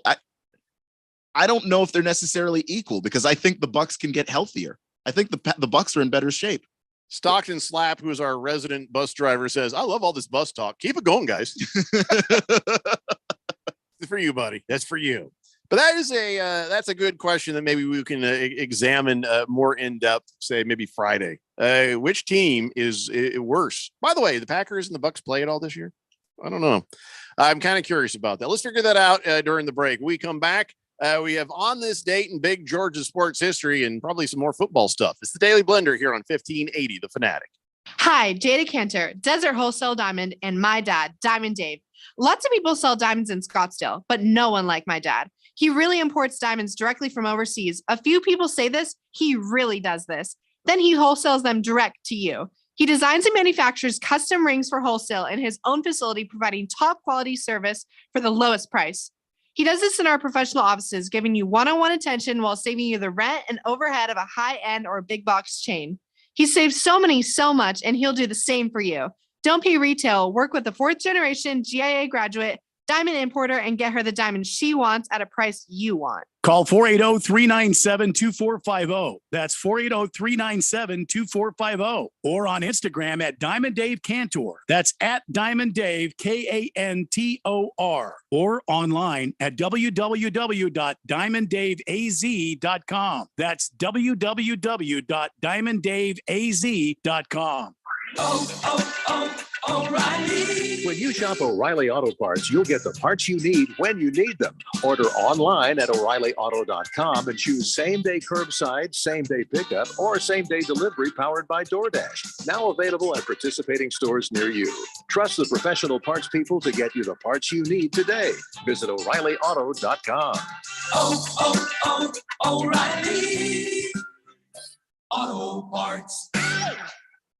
If you're an IT professional looking for an opportunity with great benefits and the freedom to creatively solve problems in a career with great growth potential and a team environment, look no further than Affinity Technology. Serving the Valley since 1992, Affinity Technology is looking for a level 1 tech to develop and deliver excellent solutions and outstanding customer service. Visit atechaz.com/jobs and get started with your future today. That's atechaz.com/jobs.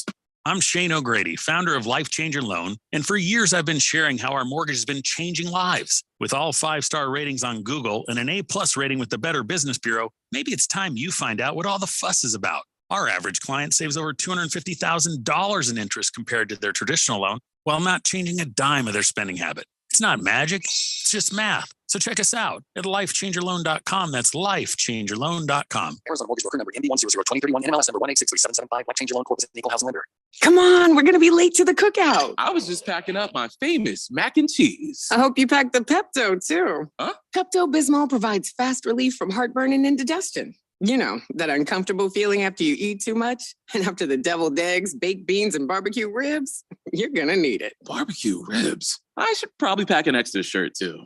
Good call. When you have nausea, heartburn, indigestion, upset stomach, diarrhea. Pepto-Bismol. Use as directed. Keep out of reach of children. Your home for NASCAR. 1580 and 99.3. The Fanatic.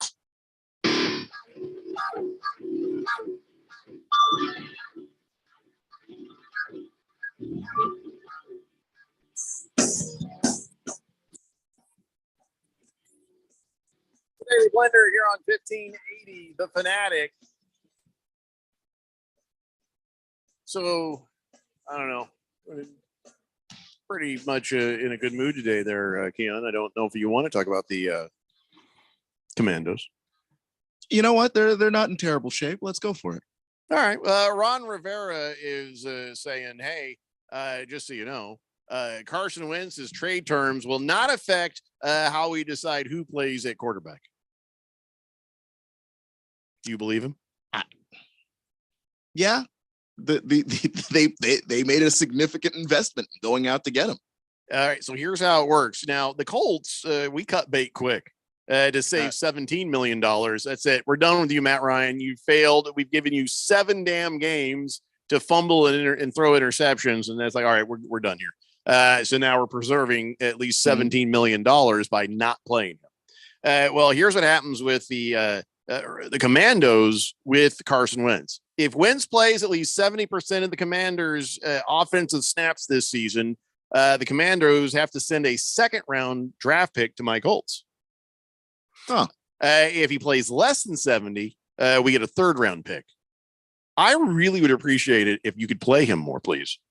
Well, but he's still out with the injury, and I think he's got 5 more weeks on that. I think that they'll bring him back, and you'll end up playing 69%. And I'm going to get a damn 3rd-round pick. I wouldn't mind having that 2nd-round pick. But there's also the thing of if Taylor Heineke's the hot hand, even when he's healthy, you might not go back. Here's what Rivera said. He says, well, it shouldn't have to affect my decisions, but again, we'll see. Oh, that is what he said. He says, I don't want to bench a guy and not play a guy just because of something, we put in a contract. We're going to try and win all at the same time. So we got to try and develop our younger players. Well, now that's leading more towards, we got to develop this guy.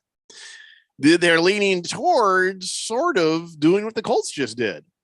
Yeah, going Heineke. And of course, don't forget, they drafted Sam Howell in the 5th round out of North Carolina. Howell was projected to be a first rounder. And so now you've got the guy. If the season doesn't look like it's in great shape, why go back to Carson when you could just go in the other direction? Hey, riddle me this, Batman. How many games are they looking for Carson Wentz to be out from this point? From this point, well, the original diagnosis was 4 to 6 weeks. So at max, 5 weeks. Guess what? If he misses only 3 games and then gets to play the rest of the season, he would finish the year with more than 70. 5 games? Guess what? That's the magic number. It'd be under 70%. So I guess we won't see him for another 4 or 5 games then. Probably not, but also his finger, he did break his finger. So it's not, I don't know if he should be back in 3 weeks. Your team has never been so lucky. No, literally, it's never been so lucky.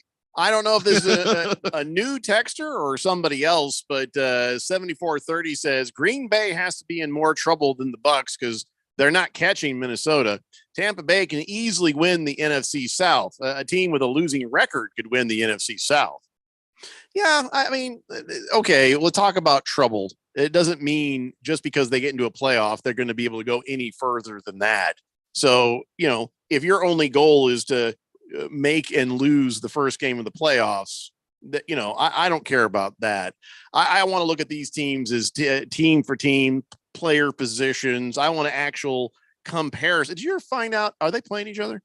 The Packers and the Bucs going to play each other this year? Yeah, I had it pulled up and then for some reason I clicked away. They do not. Yeah, that's a shame. That would have been good. I wanted to see a team to team comparison. That's all. That's pretty good. Pink Eye says, hey, Jeffrey, you still want Tom Brady for the Colts? Not as much as I did last year. last year's Tom Brady was a different Tom Brady, though. But that's the thing. We are pretending like we know for sure that Tom Brady is the problem right now in Tampa. He dropped some dimes last week. They got dropped. He is not the problem. I will say that. He looks older. He gets hit and he pulls himself up so much slower than he used to. But no, Tom Brady has been part of the problem. I would say the same thing about Aaron too, but I wouldn't say either of those guys has been the problem on their respective teams. Texter earlier was T-Mex. Good to hear from you again there. Big Stanky says, Jeffrey, a second round pick isn't helping your team. It's your coach. Hey, listen, I'd like to see the coach go bye-bye too, to be honest. But a second round pick's better than a third round pick. I mean, that's unless my math is wrong. And you can tons of receivers over the last 4 or 5 years have been found in the second to third round window. You'd love to have that pick. Hefty Lefty says they played each other 3 weeks ago. Bucs played the Packers? Did they? Oh, that's right. Oh, that's right. I looked ahead on the schedule. Yeah, that was one of the Packers' losses. It was 14-12, which is why we didn't remember it because it was a bad, it was an ugly, underwhelming game, hideous game. Yeah, and Aaron Rodgers was saying we're grateful to be 14-12. That just means they are the same. Those two teams are the same. Yeah, they're the two Spider-Men pointing at each other. They're the same team. They have this right. I shut that out of my mind. 2 elite quarterbacks. Yeah, we forgot about it because it was such a bad game. I don't know if this helps, but Julio Jones and Mike Evans got upgraded to limited participates in the practice yesterday.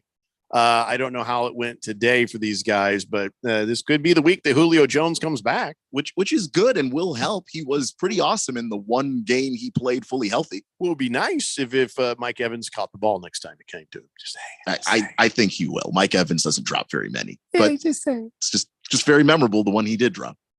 Ladies and gentlemen, it's time now for a little something we like to call On This Day in Big George's Sports History.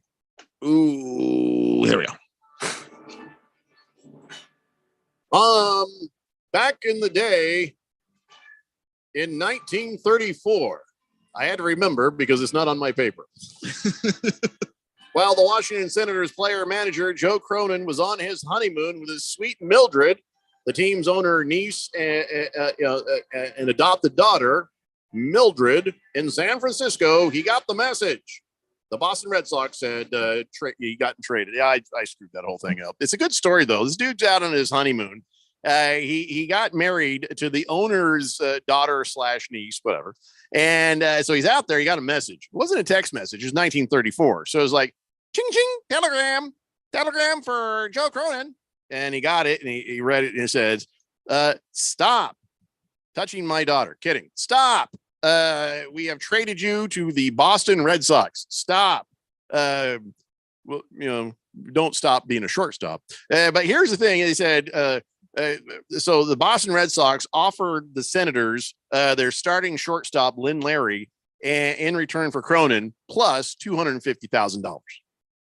The thing is, at that time, your Washington Senators were very poor. They were strapped for cash. They couldn't pass on this. And so they sent him on over. And the Red Sox owner, Tom Yaki, offered him a 5-year contract as a player manager as well. So he's like, look at this. I just got married. This is my only source of income. And, it's going to help out the family, her family. They'll get some money. $250,000 back then was millions in today's money. So he accepted the trade. He had it in a thing where he had to accept that trade. So he remained the player manager of the Red Sox till 1945, and then he was on there until 1947 as just manager. So I don't know. I just thought that was pretty interesting. You're feeling like, hey, I'm living life. Everything's great. I just married this gal, Mildred, because with a name like Mildred, she has to be hot. And then you get the telegram. What the hell? Yeah. You couldn't wait till I came back? Yeah, like on his actual honeymoon, like make the trade, but that just seems pretty cold-blooded. Also, $250,000 adjusted from 1934 to now. Yeah. $5.5 million. All right. Yeah. For a cash-strapped team, I'm sure that came very much in handy. Yeah. The economy of teams even being different than they are now. So Mr. Pringle says, can Keon read a schedule? More Brian Williams level reporting. Come on, Pringle. I forgot that they'd played each other. Nobody else texted up and said, they played each other till much later. So come on. Hefty Lefty says, not many. Also, I'm not a reporter. So yeah, I don't know what you're talking about. We are not journalists. We're allowed to make mistakes because we're not reporting the news. This Pringle. is an entertainment show. We're not like some of these other sports talk show hosts in the Valley who take themselves way too damn serious, especially when it comes to games we all played as children. But yeah, you're right. Not too many people named Mildred anymore. In fact, I would guess that there's nobody named Mildred listening to the show right now. 0% of listeners of the Daily Blender at this moment named Mildred. I would almost give you $100 if your name was Mildred and you could prove it, that you were listening to the show right now. Not podcast. Screw that.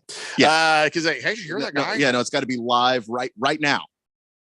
Let's see. Somebody says my grandma was named Mildred. So not hot. What a horrible. That's your grandma. Of course she's not hot to you. You didn't see when she was hot. It's kind of a horrible thing to say about your grandma. Send me a picture. I'll tell you if she's hot. She might have been hot. You don't know. Booger Wolf says when Klay Thompson put up those 4 rat claws, he was referring to how many years he has to be irrelevant.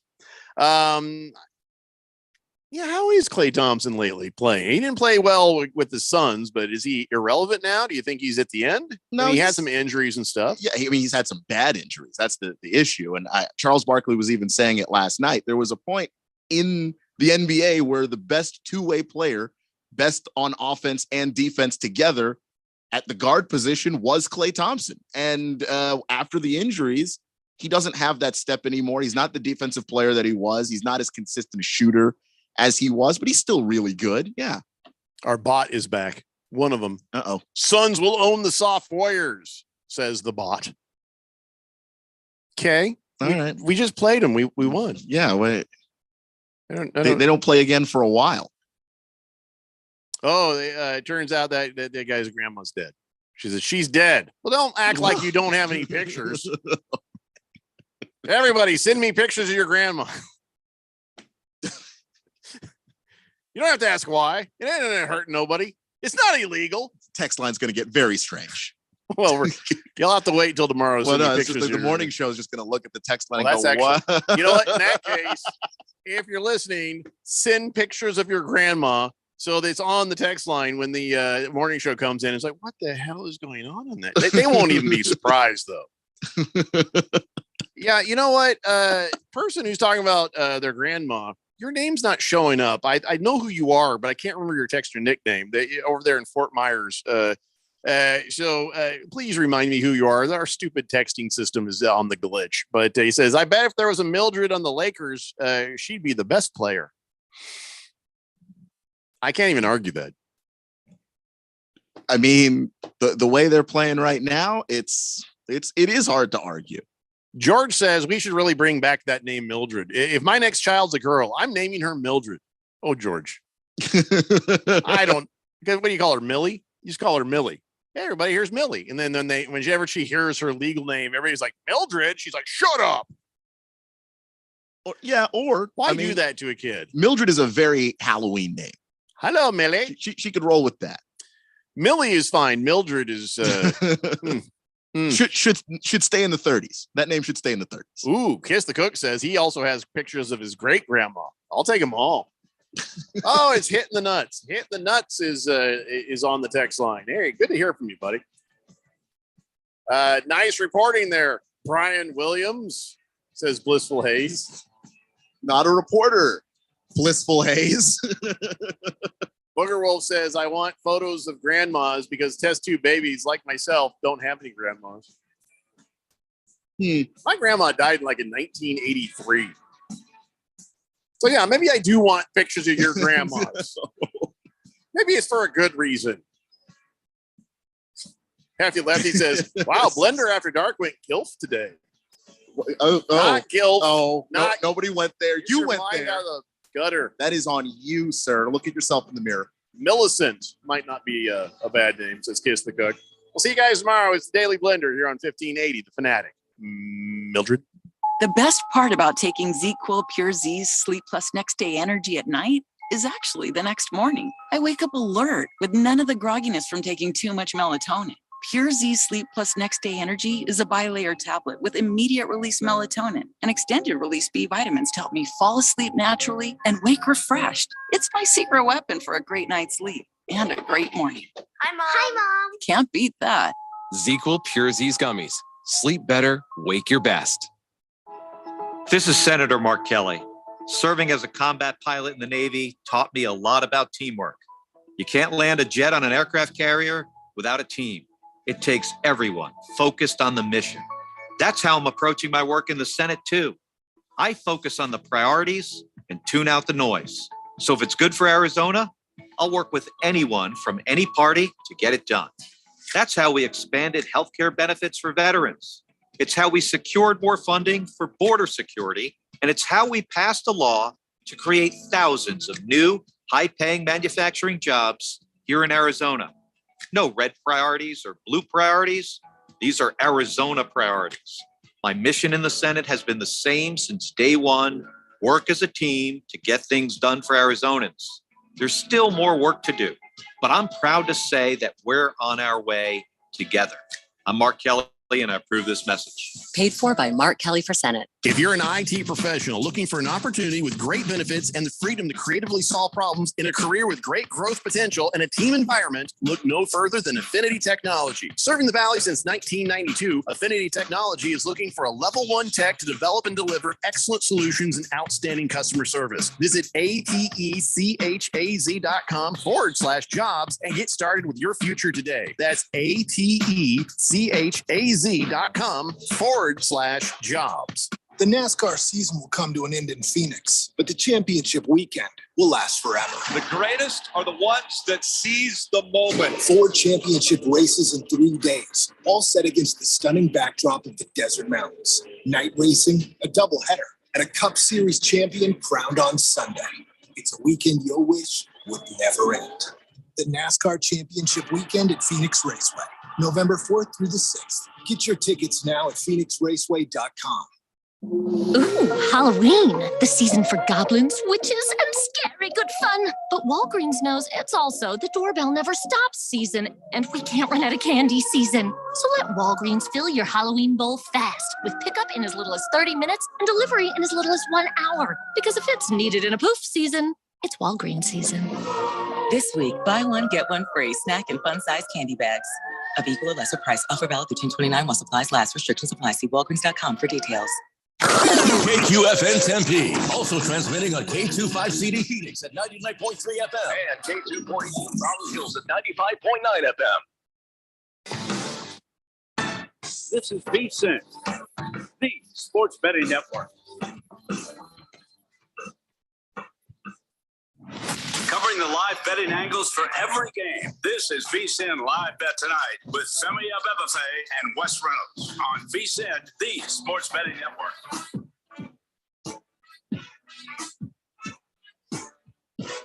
It's a great day to be alive, and it's a great day to be a bettor. Welcome inside to the VSiN studios here at the Circa Resort and Casino in downtown Las Vegas. This is VSiN Live Bet Tonight. Femi Abebefe alongside Wes Reynolds at a live betting extravaganza tour. If you don't have a play leading up to the game, we'll try to find you one over the course of these next 3 hours. Make sure to tweet at the show, at VSiN Live on Twitter, at Wes Reynolds 1 is where you can find Wes, at Femi Abebefe is where you can find me. And on Twitter, make sure to use that